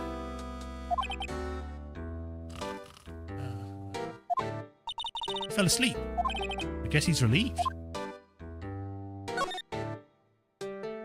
Bird. Wow, what an amazing parrot this is. Good morning. Hello? It ignored me.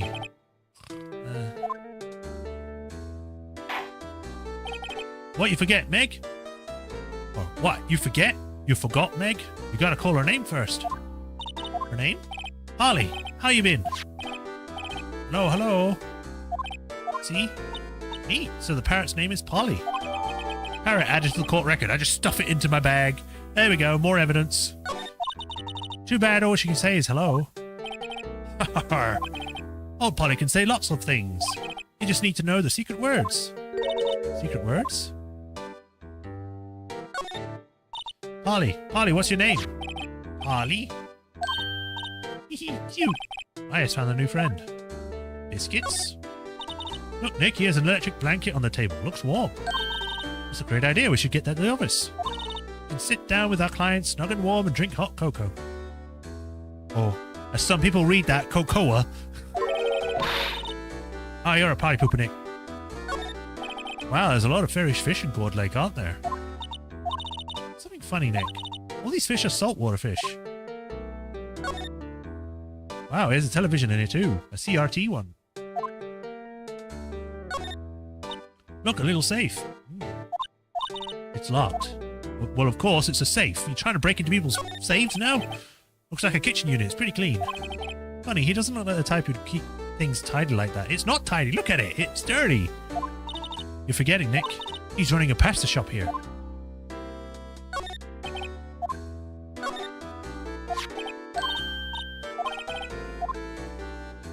Alright, well, let's talk to the man.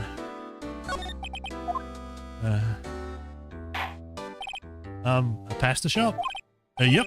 I think the wet noodle will live on when I'm gone. Hey, Rafa-chan. Welcome. Good to see you. My father started it, you know, so that makes you the third generation. Meg. Yes? Tomorrow you'll start with the secrets of dough tossing. Dough tossing? You too, Keith. Yes?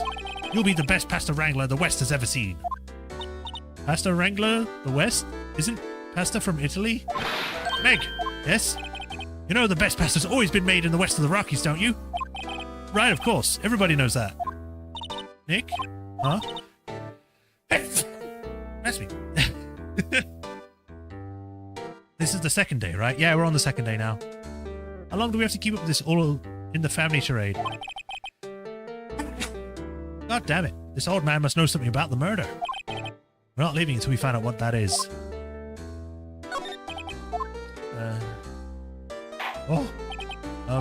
This is a boat rental shop, right? What are you talking about?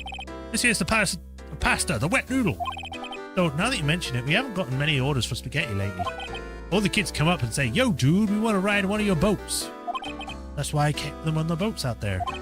Youngsters these days, darned if I can understand them. I'm pretty confused myself. Nick, this isn't going anywhere. But this old man is the witness tomorrow, right? We've got to find some way of getting information out of him.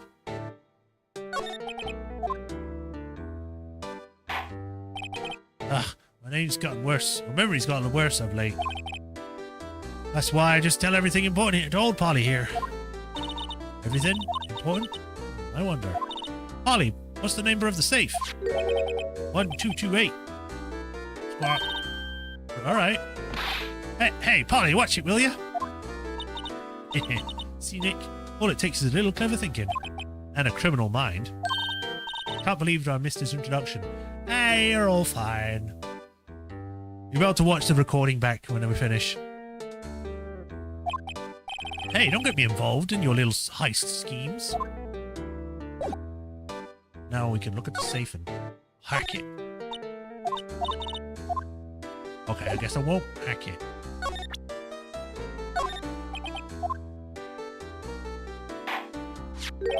Huh? That a lawyer's badge? Yes, it is. I don't believe it. This old guy is the first person to recognize my badge. I get it. Huh? Yep. I got you figured out now. You're not Keith. Nick? Now's a chance to clear things up. Sir? No, I'm not Keith. And I'm not Meg either. We're here investigating a murder that took place on the night, or this late the other night. Please help us. A lawyer, huh? Please, mister. Alright, I'll help. But on one condition. What's that? When this case is over and done, you'll run the wet noodle. Sure. Okay, we promise. Nick, are you sure about this? Hey, anything to get this case solved. Also, who would want to eat Phoenix noodles? Me! I want to eat Phoenix noodles. I guess so. That's my boy. Good for you, Keith. Wait, didn't I just say... You too, Meg. Yes? You bring a tear to your old man's eye, you know. Now, what was it you wanted to know? Speak up, Polly. Hello. Do I have to say that every time? Now he's talking to the bird again. How do we get him to talk to us? Nothing new there, so I guess more evidence. Camera? He fell asleep.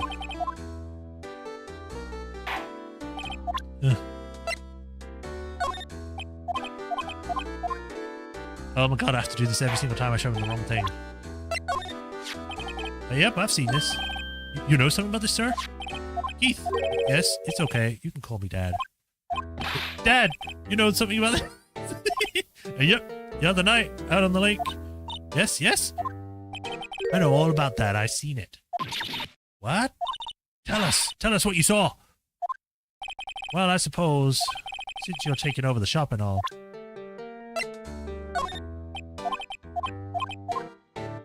I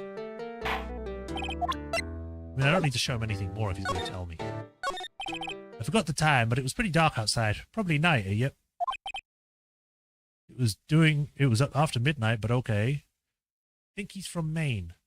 I wouldn't know, but I'll take your word on it. Then I heard this bang, so I looked outside. Then I heard another one, bang.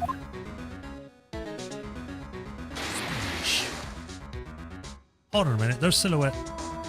I'm going to hold back on that. I'm going to take that back, what I was just going to say, and we'll just go through it. A little while later, this boat comes back. And a young man walked by my window here. He was muttering something to himself. Yep. What did he say? Yep. I forgot.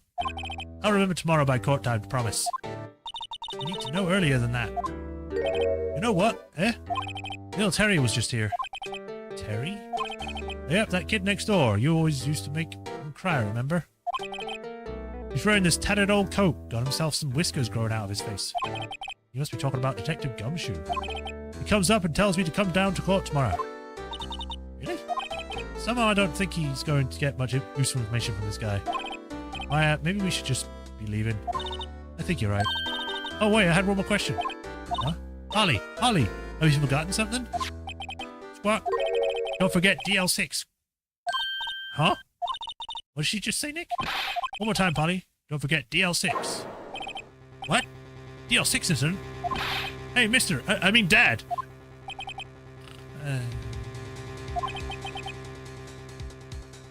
This is getting weird. Who is this old guy? Why would that bird, Polly, know about DL6? Yep, as a main thing said 50 different ways. Means 100 different things. So, basically, like English. We have to figure out who that old man is. Oh, what? He locked the door from the other side. Who could that old man be? I think I need to do a little more research on this DL6 incident. Maybe I should ask Detective Gumshoe.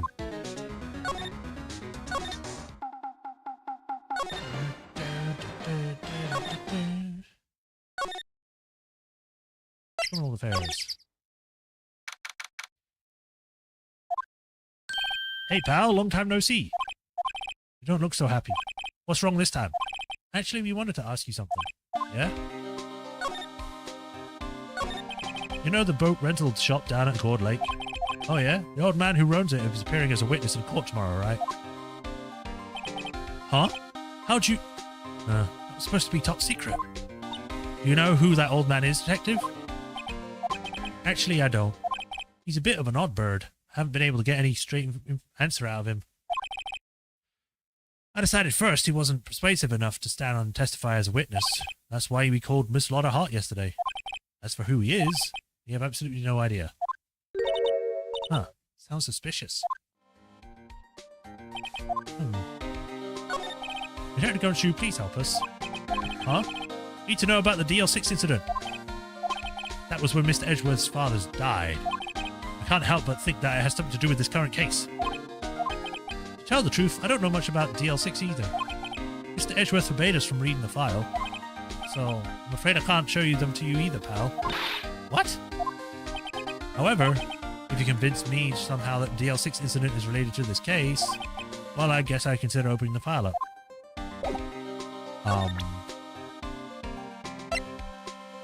The bird. What's that? A parrot?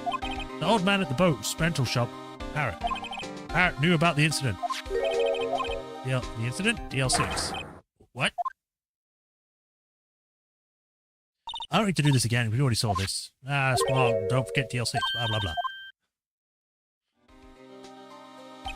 I'm pretty sure that old man must have taught her that word. Yeah, but how did that old man know about the DL6 incident? Wait, what if that old man was connected to DL6? Nick, you might think it might be... I get ya. Sounds like you need information on the DL6 incident. Through there is the station's records room. I'll give you special permission to go in and find out what you need. Alright, way to go, Detective Gumshoe.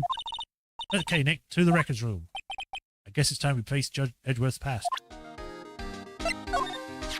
Thanks, Detective Gumshoe, this was really helpful. Really? You seem surprised. Huh, no, not at all. Glad it worked out for you. I want the dog! Give me the dog!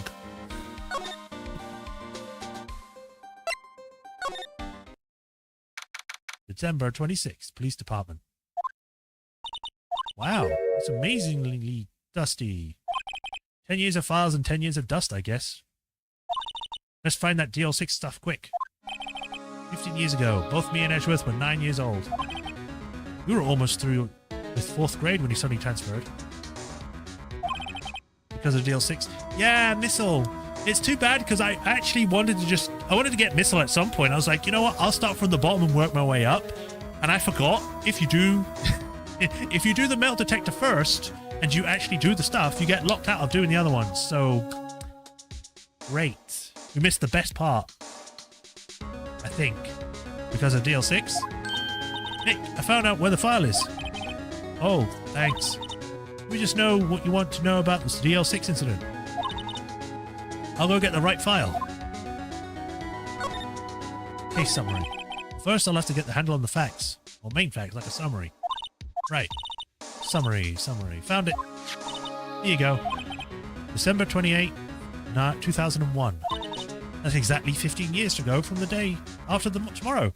2001. So that would mean that today is 2016. So yeah. So in 2 days, the case is closed. The incident took place in the elevator of the district courthouse. What? Is this the same district courthouse where we're holding trial now? Looks like it. There was a large earthquake at 2 p.m. on that day. Part of the court building collapsed and all the lights went out.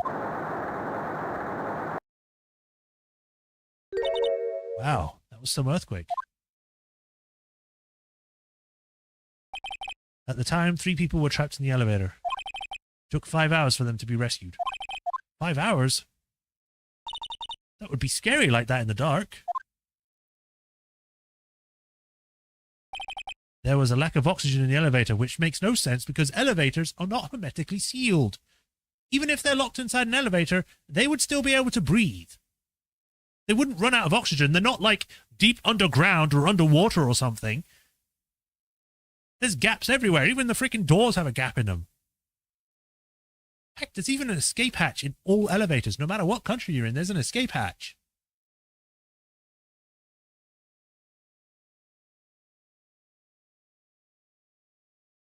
There was a lack of oxygen in the elevator and the survivors were unconscious.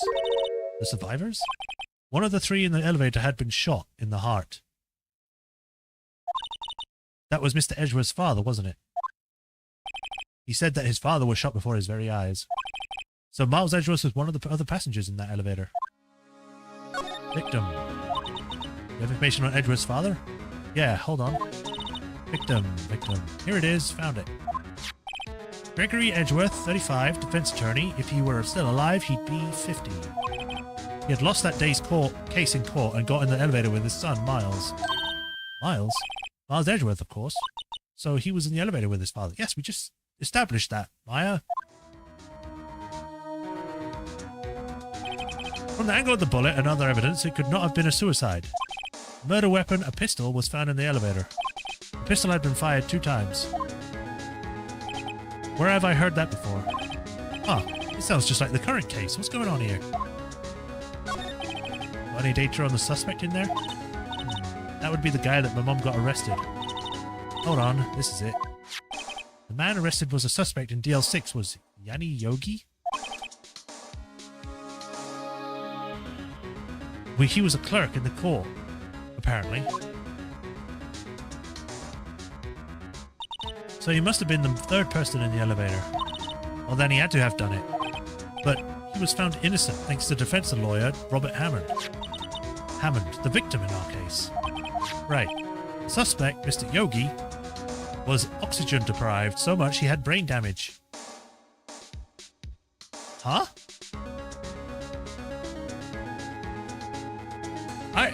Because again, I haven't played this in a while, and I couldn't remember that part, but that wouldn't make sense, because that would mean everyone in the elevator would have brain damage, not just Yanni Yogi. Because they would all have an equal amount of oxygen deprivation. Or non-existent oxygen deprivation. He lost all memory of being in an elevator. After he was declared innocent, he disappeared. Where could Yogi have gone to now? Or gone to, I wonder. Maybe closer than we think. I guess I know generally what happened in the DL6 now. I still don't know what sort of impact the whole thing had on Edgeworth. Nick, are we going to take the whole file? There's too much. We'll never get it out. You're right. How about we just take what we need? We'll think we'll need. DL6 file added to the court record. Right. That's probably all we'll be able to find here. All that's left is the trial tomorrow. I wonder how Dad will do testifying in court. To be continued. Man, I hate that I missed the missile scene. It's such a good scene. He's such a good boy.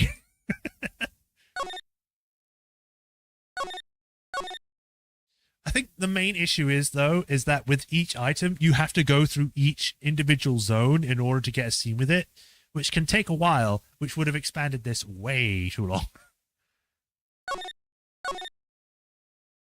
How long have we been going for? And why is that still showing up as that? We have been going for an hour and 43 minutes. We can still keep going. I will say, though, I need to be right back because I need to get more water because I've run out. And I need that to speak this much. So I'll be right back.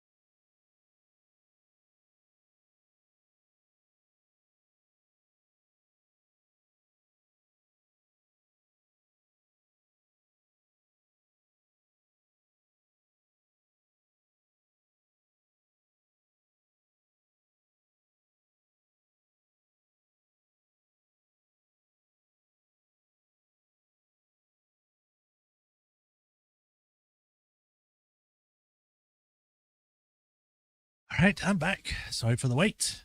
Now let us continue with this. December 27th, 10 a.m.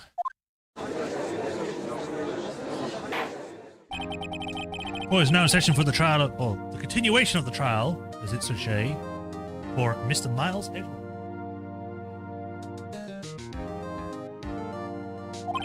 Defense is ready, Your Honor. Very well, apparently the prosecution is also ready. Who's the judge here anyway? Or who is the judge here anyway? Mr. Von Karma, your opening statement? Very well, no opening statement, so... Not so fast, Judge. I was taking a meaningful pause before speaking. Right, of course. A prediction. Today's trial will end 3 minutes from now. Order! Mr. Von Karma, what is the meaning of your statement just now? Bah, must your question everything? It'll be over in 3 minutes. There's no time to waste. Call the witness now. Right. I'll call my witness, my decisive witness to the stand.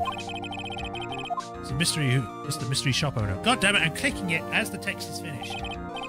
Witness, state your profession.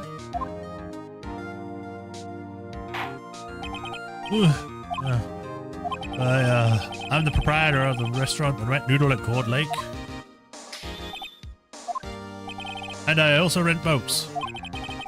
The night of the incident, you were at the boat rental shop, correct? Yep. Yep, I was. Please testify. Wait a second. You still haven't heard who this old guy is. Objection! Wait a minute. The witness hasn't stated his name yet. Because I did not ask you, Mr. Wright. Bah. I have predicted this trial will end in 3 minutes. Stop asking trivial questions and cooperate. Yeah, right. The witness will state his name.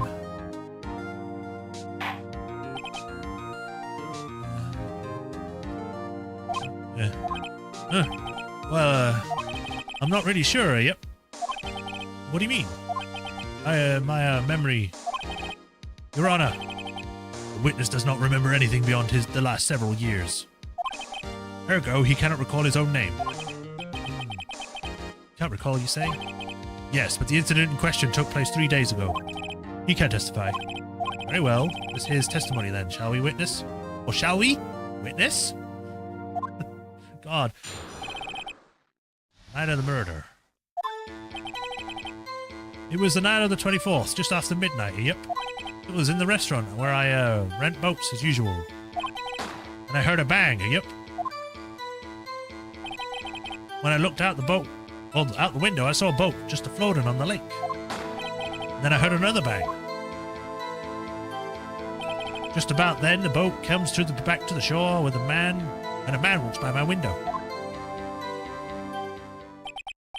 Very well. I'd like to begin this cross-examination. There's nothing to question in the witness's testimony. Ergo, no need for cross-examination. Besides, there are only 10 seconds left before our 3 minutes are up. Judge, your verdict now. Yes, Mr. Wright? You know what? Maybe I should just let the guy have this. No, don't cross-examine. He's right. The testimony sounded pretty solid. Maybe I should hold back. But Nick, you have to cross-examine him. This is your only chance to turn this trial around. Your last chance. Oh, right. Ah! I can't shout with this voice. Excuse me, Mr. Von Karma. 3 minutes have just passed. I see. Well then, let's take our time. You may cross-examine the witness.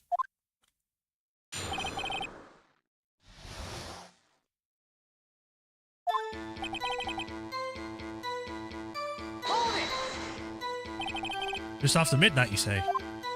Yep, just around then. You sure? Pretty sure, yep.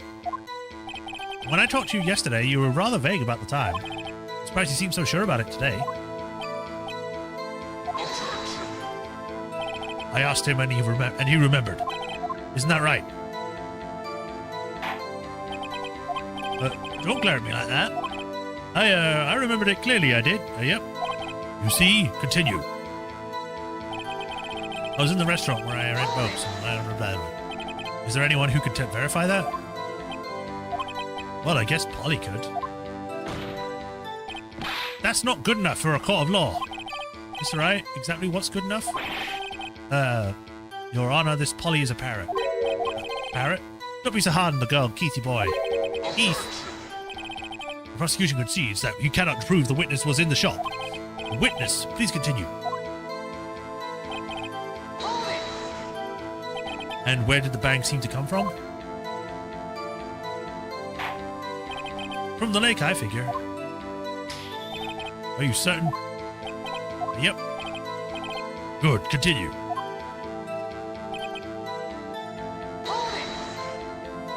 Was there someone in the boat? It was pretty far out there, I couldn't see clearly. But I figure there was at least 2 men out there, yep. You couldn't see them clearly? Yep. At the time, that is. At the time? So you heard 2 gunshots total? Yep. That's what Lotta said in her testimony yesterday. Just about then... By your window? Yep, by my window. Right outside the window of my little shack. And could you see the man's face? Well, the fog was pretty darn thick, but he was right in front of me. I saw him. This is rather important detail. Please add it to your testimony. I have a bad feeling about this. Again. Man was the defendant. He was saying, I can't believe he's dead. Are you sure? Uh-oh. Dad! Dead certain, Keith. He said, I can't believe he's dead, as he was talking by, too, or as he's walking by. Witness, are you sure that the person you saw was Miles Edgeworth? It was him, that Edgeworth boy. Just collapsed for no reason. This sounds like decisive evidence indeed. I see no room for doubt. Von Karma. He lured me into a cross-examining so he could set me up for a fall. Nick, I don't like the way things are going here. Everyone in the courtroom is glaring at us. For some reason. I better act quick till this trial's going to be over. Your Honor, you proved in yesterday's trial that it could not have been Edgeworth who fired that gun. Mr. Wright, are you referring to the fingerprints from Edgeworth's right hand found on the gun? And the photograph showing a man firing with his left hand? Exactly. That is easily explainable. He could have wiped his fingerprints after he fired, which makes no sense because that would be completely pointless if he just put his other hand on it. You're ignoring the truth of the matter here. Everything in this witness testimony is true. Judge's almost in thought. What should I do? Guess raise another one?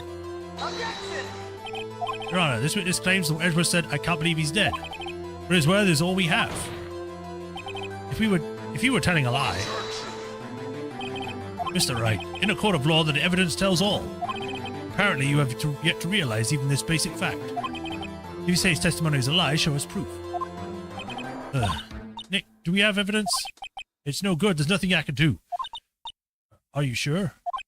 To be honest, I don't know what to do anymore. Please, can you hear me, sis? Please. We need your help. Nick needs you. 3 minutes was perhaps too high an expectation. However, 15 minutes isn't bad. That must be a new record. Enough. The witness may leave the stand. This court sees no reason to prolong the trial. Nor is there any need for more time to decide the case against the defendant. This case is extremely clear. I see no room for misinterpretation of the facts. Hold on here. We still know that he didn't shoot the gun. Even the guy can just say, oh yeah, he just probably rubbed his prints off. And then why did he put them back on? Just because the guy saw the person walk off and say, like, I can't believe he's dead. That's more of a shock thing of, I can't believe that guy shot himself.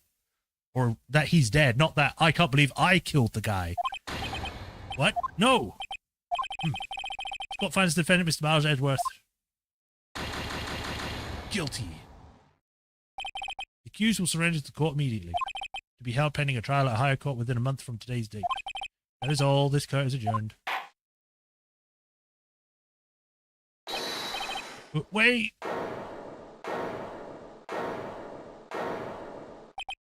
Who was that just now? Me? Huh? What? Larry?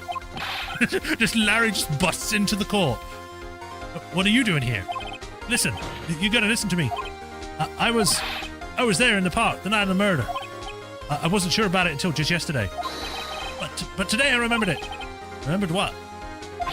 The gunshot. I heard it too. Order. What is the meaning of this? The verdict has been decided. I call for adjournment. One moment, Mr. Von Karma. So you say you heard a gunshot? Yes, I did. A gunshot that night. I was sitting here in the audience listening to the testimony. Then I realized something he said was different from what I remember. Anyhow, I can't just sit here and let you call Edgy a murderer. It's just not right. I'll testify. Let me testify. Order! Order! This is the first time something has happened like this in my court. I'm not quite sure how to proceed. Judge, you've already given your decision. The trial is over. Nick, this is it. Larry's given us one final chance at this. She's right. If only it wasn't Larry. It could make things even worse. Mr. Edgeworth was just declared guilty, Nick. It doesn't get any worse. You're right. Okay. Your Honor, if there's another witness, it is our duty to hear them speak. Right here, right now. A waste of time. The verdict cannot be overturned. Allow me to speak my opinion. In all court proceedings, it is our duty to prevent an inaccurate verdict. That's bullshit because you've given out inaccurate verdicts. In order to make sure no mistake has been made, every witness should be heard, which is also bullshit because you didn't listen to all other witnesses before. Literally the other day, you're like, oh, we've got 2 witnesses, but we've only listened to one. I've got enough evidence, so we're just going to say that he's guilty. You're talking bullshit, Judge. What is this? I withdraw my previous verdict of guilty. Also, it's not his job to decide who's guilty or not. That's the court's to decide. You know, the people that you bring in to do that. But again, I would have brought that up earlier, but this is the whole thing with Phoenix Wright. They got this whole system set up. Mr. Von Kammer, I already called this new witness to testify. Now. What? The court will adjourn for a 5-minute recess. After that, we will hear this new witness. Imagine if just some random guy off the street could just come in and be like, hey, I've got literal information for this. I know everything. Question me. People would be like, no, we can't do that. You don't get a 5-minute recess. You get the whole day to prepare the witness or something.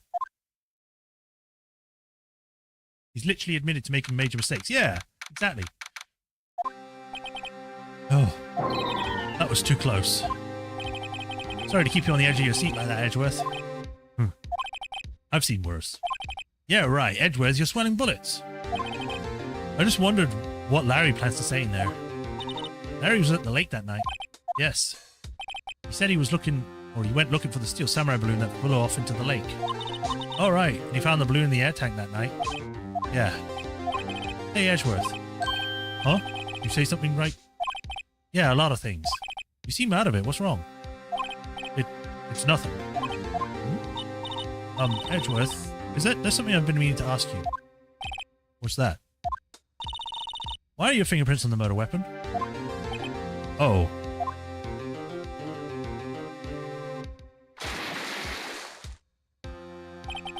When he fell into the lake, I went into a daze. I couldn't understand what had happened. I thought I couldn't think straight.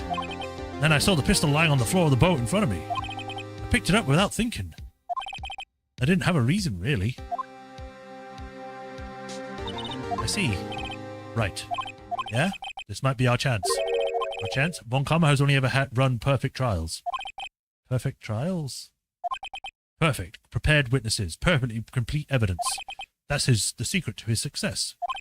This is the first time he's ever had to deal with something unexpected. He has to let someone he hasn't even talked to testify before the court. And that someone is Larry. What are you getting at? It's likely his testimony will be full of holes, right? That's right, Nick. No 10-minute trial this time. We'll make this one for all it's worth. Hey, it was 15 minutes. 15! Everything's on Larry now. We're gonna milk this cow. We're gonna milk Larry. Okay.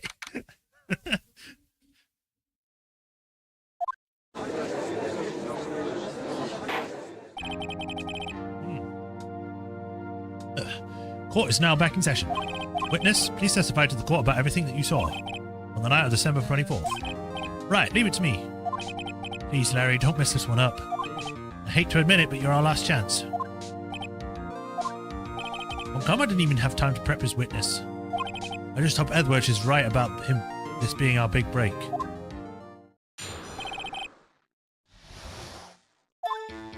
That night I was out on a boat on the lake. I was looking for something and I found it. So I quietly slipped the boat back into the rental boat shop dock. I hope you're aware of what that entailed. Then, just as I was thinking about going home, I heard this bang. I looked over to the lake, but I didn't see a boat. So after I heard that single gunshot, I went home. Huh. That was an unusually vague testimony, even for this court. In any case, Mr. Wright, you may begin your cross-examination. Yes, Your Honor. What's wrong, Nick? It's Larry. I have no idea what he's going to say if I press him. I'm a little scared. Well, we've come this far. There's no way to go but forward, Nick. I'm going to press him on everything.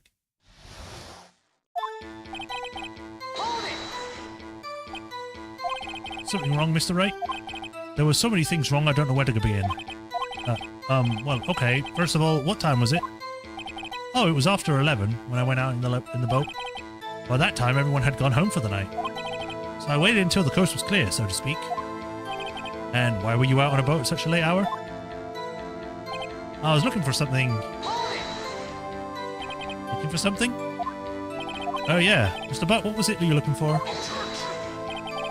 Hope the witness was searching for is irrelevant. Most likely he was hunting for this Gordy. That's surprisingly close to the truth in a sense. This is all irrelevant. Let's get it over with. Around what time was that? Let's see. I figured it was out searching for about an hour. I guess it was around 12, yeah. You're not sure?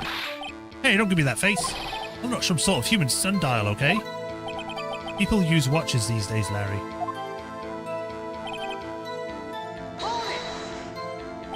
Where did the sound come from? Well, I wasn't too sure about that. I looked around, you know. Did you look at the lake? Yeah, I looked. I looked out over the lake, but I didn't see a boat. Wasn't there a boat on the lake? Order, order! Well, Mr. Butts. Whoa. Everybody just calm down, okay? I mean, it was real foggy that night. I'm not sure whether there was a boat out there or not. Oh, okay, no problem. That's just the most important part of this case. Huh. It was not a single gunshot. There were 2 shots.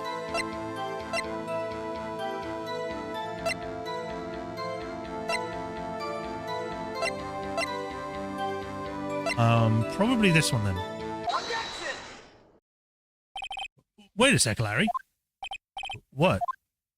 You only heard 1 bang, you're sure? That's what I said. But Miss Lana testified yesterday that she heard 2 bangs. And the old man just now said the same thing. They both heard 2 gunshots that night. Huh? Were you even listening? Were you paying attention to all that was said? Or what they said? Yo, Nick, please. Huh? You know, something's been bothering me. I'm a witness, see? I'm like a customer here. So you gotta treat me nice and stuff, okay? Mr. Butts, what? You only heard 1 gunshot, are you sure?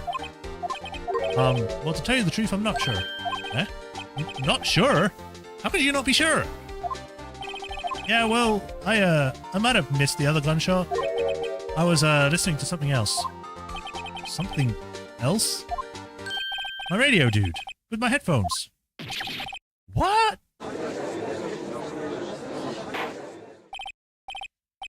Order, and stop that booing! Mr. Butts, you were listening to the radio with your headphones? Yeah, so what? That a crime? I listen to my radio. Everybody listens to the radio. What's the big deal? Mr. Von Karma, your opinion? Waste of time. I do not accept this witness nor this shoddy testimony. Well, Mr. Wright, should we continue the testimony? Sure. Your Honor, please allow the witness to continue this testimony. Bah, nothing is more pitiful than a lawyer who doesn't know when he's lost. Very well, Mr. Butts, please give your testimony and be sure to include details like your radio. Right, leave it to me. I wouldn't if there were any other way out of this, believe me.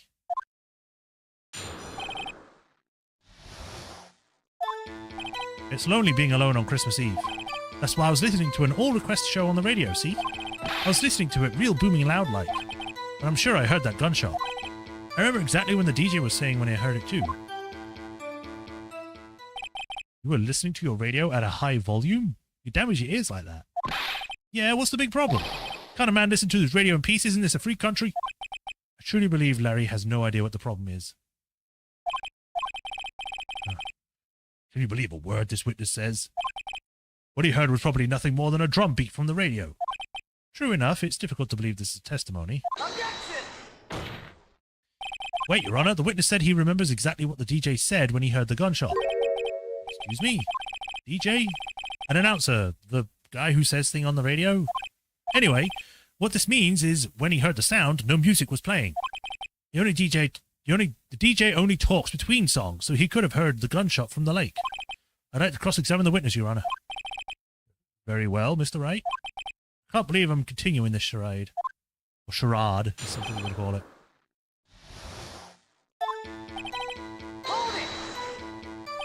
So you turn on the radio? Right, I just wanted to hear someone's voice, you know? And, you know, you don't know what it's like out there alone on Christmas Eve. Alone! I shouldn't have said anything. I was listening to an all request radio. Do you by chance, or by any chance, remember the name of the program you were listening to? This has nothing to do with the case, Your Honor. Objection sustained. The witness was listening to the radio. That is all we need to know. Tell us, Mr. Butts, how loud was your radio set to that night? Real booming loud? Yeah, you know. And you had headphones on? Yep. I wouldn't think you could hear anything going on outside at all. I'm sure I heard the gunshot. Can you prove that? No, of course you can't. Nah, I can't prove it. I remember that moment very clear. Real clear. I mean, while I was talking about it, it came back real clear to me, you know? I remember exactly what the DJ was saying too when I heard it. What did she say? Mr. Wright, please cease these pointed questions. What possible good could knowing what a radio DJ said to us? Indeed, Mr. Von Karma has a point. Allow the question only if you see some reason why we should care. We should care. We should care, Your Honor. Of course we should. Why? Well, how do you know if we don't ask, huh? Fine, very well. Mr. Butts, please testify to the court. What was the radio announcer saying when you heard the gunshot? Just when he said, "Hey, it's almost Christmas," I heard the gunshot. Are you sure? Of course I am. He had this real sexy voice. But maybe Von Karma was right. I'm not sure how that helped us at all. This is the most ludicrous testimony I've ever heard. But there was only one gleaming ray of hope in there. We've got to press it until I know good about what happened. Right.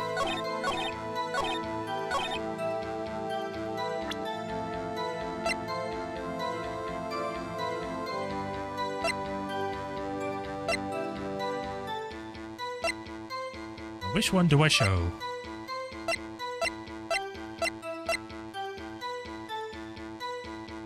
I guess I showed the same one.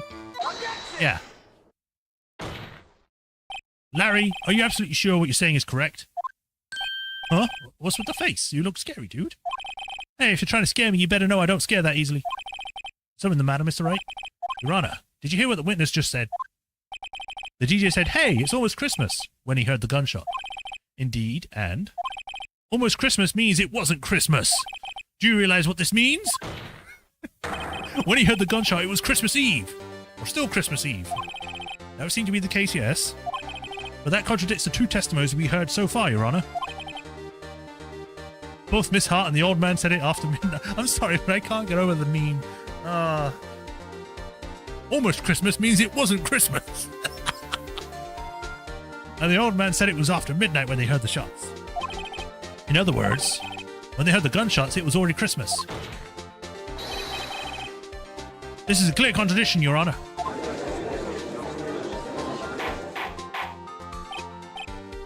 Order. What does this mean? Two prior witnesses heard gunshots after midnight. However, this witness says he heard a gunshot before midnight. Judge, the answer is simple. The current witness is plainly mistaken. Just look at him. Suspicious. What? Well, Mr. Wright, what do you think about Mr. Butts' claim he heard the gunshot before? Larry's right. Larry's not mistaken, Your Honor. He heard that gunshot before midnight. Intriguing. I'm assuming you have evidence for this wild claim. Show me evidence that there was a gunshot before midnight. Sure. Where's that picture? Here we go. Look at this photograph.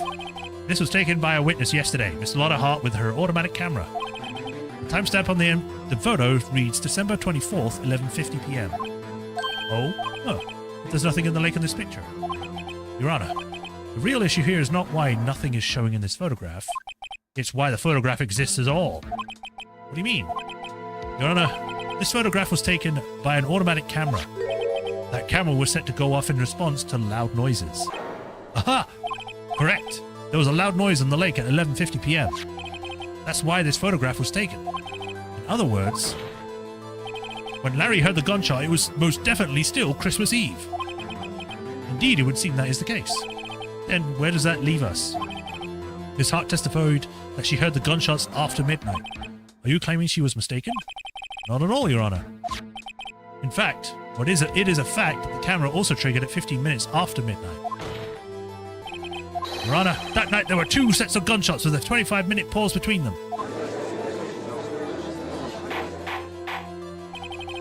Why would this be... Don't be fooled, Judge. That camera was set to respond to loud noises. Yes? There is no proof that the loud noise at 11:50 was a gunshot. Why the witness could have sneezed triggered the camera. Hey, my nose was clear that night, man. Clear. Well, Mr. Wright, there's no turning back now. You proved that the loud noise at 11:50 was indeed a gunshot. Please show the court the evidence. Well, it's the gun because it's been shot 3 times. This is my evidence. The murder weapon? Something about this pistol was bothering me, Your Honor. Both of the witnesses who testified yesterday heard 2 gunshots. However, the murder weapon was fired 3 times. When then was the last shot fired? Only now have I realized the truth. That 3rd shot was the shot Larry heard just before the midnight hour. Order. That would make sense of the evidence we've seen so far. However, this leaves me wondering what exactly happened that night on the lake. If this is true, there were 2 sets of gunshots separated by 25 minutes. One at 11:50, another at 15 minutes after midnight. Why, I ask you? Why? Uh-oh, I better think of something quick. Wait a second. Gunshots separated by 25 minutes. What's wrong, Nick? I have it. Huh? Remember the case with the Steel Samurai? Huh? Yeah, of course I remember. The murderer in this case had the same idea as the murderer of that case. What do you mean? Maya, yes? If we don't figure this out now, we'll never overturn Edgeworth's guilty verdict. I've got a hunch and I'm going to run with it. Right, I mean, is this safe? Safe? We've already gotten a guilty verdict. We have nothing to lose. I'm just going to go balls to the wall crazy with my theories. It was aliens. Aliens killed him. You should just watch and let me know if I say anything that sounds fishy, okay? Right, Nick. Your Honor. Yes, Mr. Wright? Testimony just now has cleared up this entire case. What do you mean, Mr. Wright? So you finally realized the truth. There could be no other murderer here than the Miles Edgeworth himself. Wrong, Von Karma. A man was shot that night, but it wasn't Edgeworth who did the shooting. Listen, rookie. Take a deep breath and consider the facts. At the time of the murder, 1 boat was on the lake. This was shown by the witness's photograph. The defendant Edgeworth and the victim Robert Hammond were on that boat.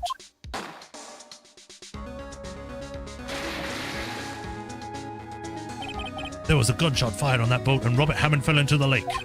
The distance of the shooting was 1 meter. It couldn't have been suicide. Well, the guilty party has to be the other man on the boat. I admit it is hard to imagine any other possibility. Yes, but this assumes that the victim was shot at 15 minutes after midnight. What do you mean by that, Mr. Wright? We have photographic evidence of the time of the shooting. The test timestamp on the photo, it says 00:15.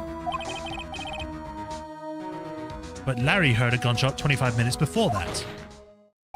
Robert Hammond was killed then, 25 minutes before the shot on the lake. That's the only way that Edgeworth could be innocent. Mr. Wright, are you quite mad? Explain who the 2 men are on the boat. Edgeworth and the murderer. Of course it was Edgeworth and the murderer. After the murderer killed Hammond at 11:50, he assumed the guys were Mr. Hammond and met Edgeworth. What? Are you serious? Yes, Edgeworth won't tell us why he went to the lake that night. However, I have a hunch. That night, Robert Hammond called Edgeworth to the lake. Now, Edgeworth didn't know Robert Hammond's face that well. That's why he didn't suspect anything when the murderer took Robert Hammond's place. I'm not sure what to make of all this. Ludicrous. Mr. Wright, tell us the name of the murderer then. The murderer's name? Right, it's... it's Lotta Hart. She's the murderer. Actually, I don't know the murderer's name. You don't know? Bah, Again, you waste my time. I don't know because he never told us. Murderer is the caretaker of the boat shop, that old man. At 11:50, he was the one who killed Robert Hammond. The caretaker of the boat shop? Where did he do this? There weren't any boats on the lake then. Why would he have to go all the way out on the lake just to shoot someone? May I suggest that the real scene of his crime was not on a boat? What? Well then, where did the murder take place? Show the judge where the murder really took place. Probably here. Here, of course, the boat shop where he lives. That way he could meet with the victim without anyone seeing. Objection. Do you have proof that the boat shop was the scene of the crime? Recall Larry's testimony, if you will.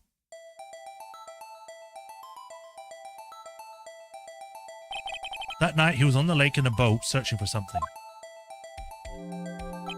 He finds it and returns to the boat. Then, just as he's starting to head for home, he hears a gunshot. He heard a gunshot, Your Honor, even though he was wearing headphones at the time. In other words, the gunshot was very, very close by. And where could he have heard that if he had just returned a boat? The boat shop. Mr. Wright, what happened that night on Gourd Lake? Please tell the court from the beginning. Tell us the story of how this all happened. Yes, Your Honor. Nick, are you sure about this? Not really, but I think if I start at the very beginning, if I take it slow, I might just be able to figure this out. That night, the caretaker of the boat shop called Robert Hammond to his shop. Oh, his face. This was around 11:50. That was when the gunshot that Larry heard was fired. After that, the caretaker put on Robert Hammond's coat. He became Robert Hammond. And then he got on the boat with Edgeworth and went out to the middle of the lake. Then who fired the pistol on the boat, Mr. Wright? Boat shop.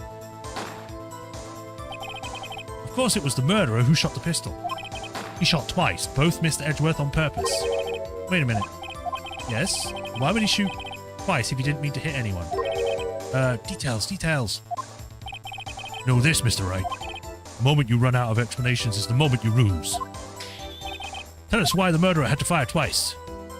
To create witnesses is the only explanation that works. I believe he shot twice to create a witness, Your Honor. Create a witness? The murderer lifts his pistol and fires one shot. That ensures that anyone who heard the shot would look at the lake. Indeed, Miss Hart did exactly that after hearing the first gunshot. Next, the murderer waits a bit and fires again. Then, the murderer jumps from the boat himself, leaving the pistol in the boat behind him. I see. For someone looking from the edge of the lake, it would appear that one of the men on the boat had shot the other. The murderer didn't know about the automatic camera, of course. That's why he shot twice to draw attention to the boat. Once you realize that, everything else falls into place. The boat shop caretaker swam back to his shop, and then he put Mr. Hammond's coat, a wet coat, back on the body, and he threw the body into the lake. This is what happened, Your Honor. These are the events that transpired that night on Gourd Lake. And just think, this all came from it being not Christmas yet. Bailiff, bring out the witness from before. The boat shop caretaker, quickly.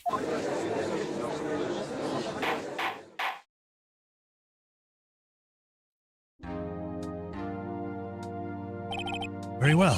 While we are waiting for the caretaker, I would like to ask the defendant, Miles Edgeworth, a few questions. Mr. Edgeworth, please take the stand. Mr. Edgeworth, you heard what the defense has said. Yes. Well, why did you go to the lake that night? What Wright has said was mostly correct. Astonishingly so, actually. Yes. Several days ago I received a letter. The letter was signed Robert Hammond. He asked me to come to the boat shop by the lake at midnight on Christmas. He said he had something very important to discuss with me. Something important? I'm sorry, I can't say what it was. Your Honor, sir. Bailiff, we are conducting a trial here. I ask that you remain quiet. The witness has disappeared. He isn't at the boat shop either. What? What should I do? Find him quickly. We cannot allow him to escape.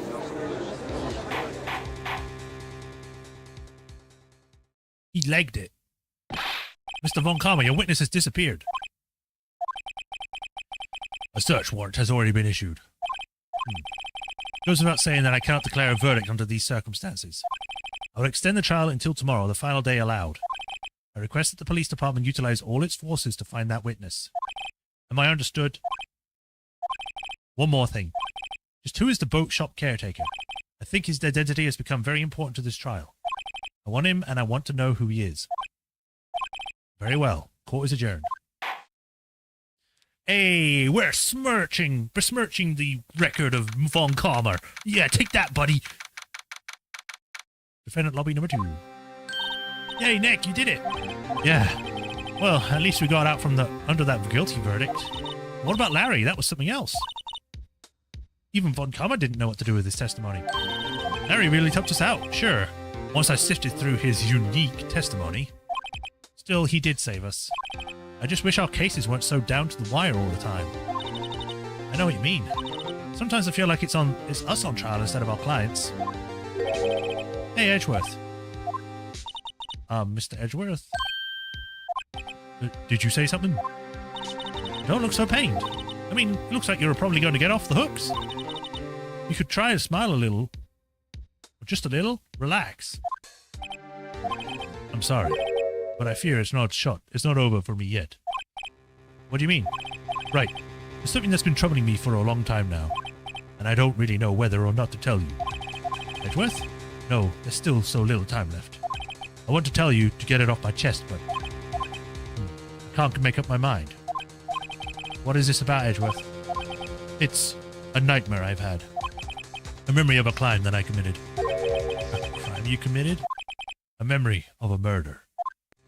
Whoa! Stop making trouble for yourself, Edgeworth.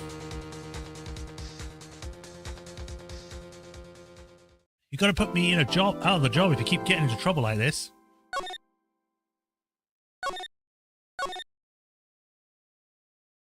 How long have we been going for? That's about 2 hours. So I guess that's a good place to stop. We can pick it up next time. So, thank you all for joining that managed to make it today. Hope you all enjoyed. Doing all these voices destroys my throat, especially when it's something like as deep as Von Calmer is. I was looking forward to doing him, but at the same time, I was dreading it, and I know why. I just need to do it in a deeper tone without getting to that gravelly area. So, or going too far into it. But I enjoyed it. I enjoyed this game a lot. We'll be back with this on Friday. Yeah, Friday. Tomorrow we'll be back with more Bioshock, so tune in for that if you want to watch that.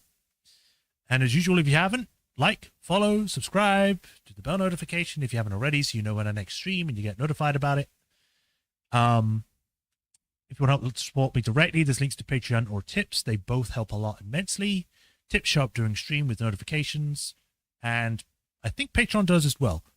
But you also get your name added to this end card, such as with Hiro Rukani, and I thank you for the continued support. And I'll, for some reason I feel like I have to come up with something that I do with you when you do this, and I full Nelson you into a freaking swimming pool and drown you.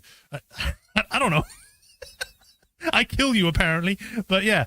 I'll be back tomorrow. Thanks for joining, and I'll see you all next time. I'll have a nice night.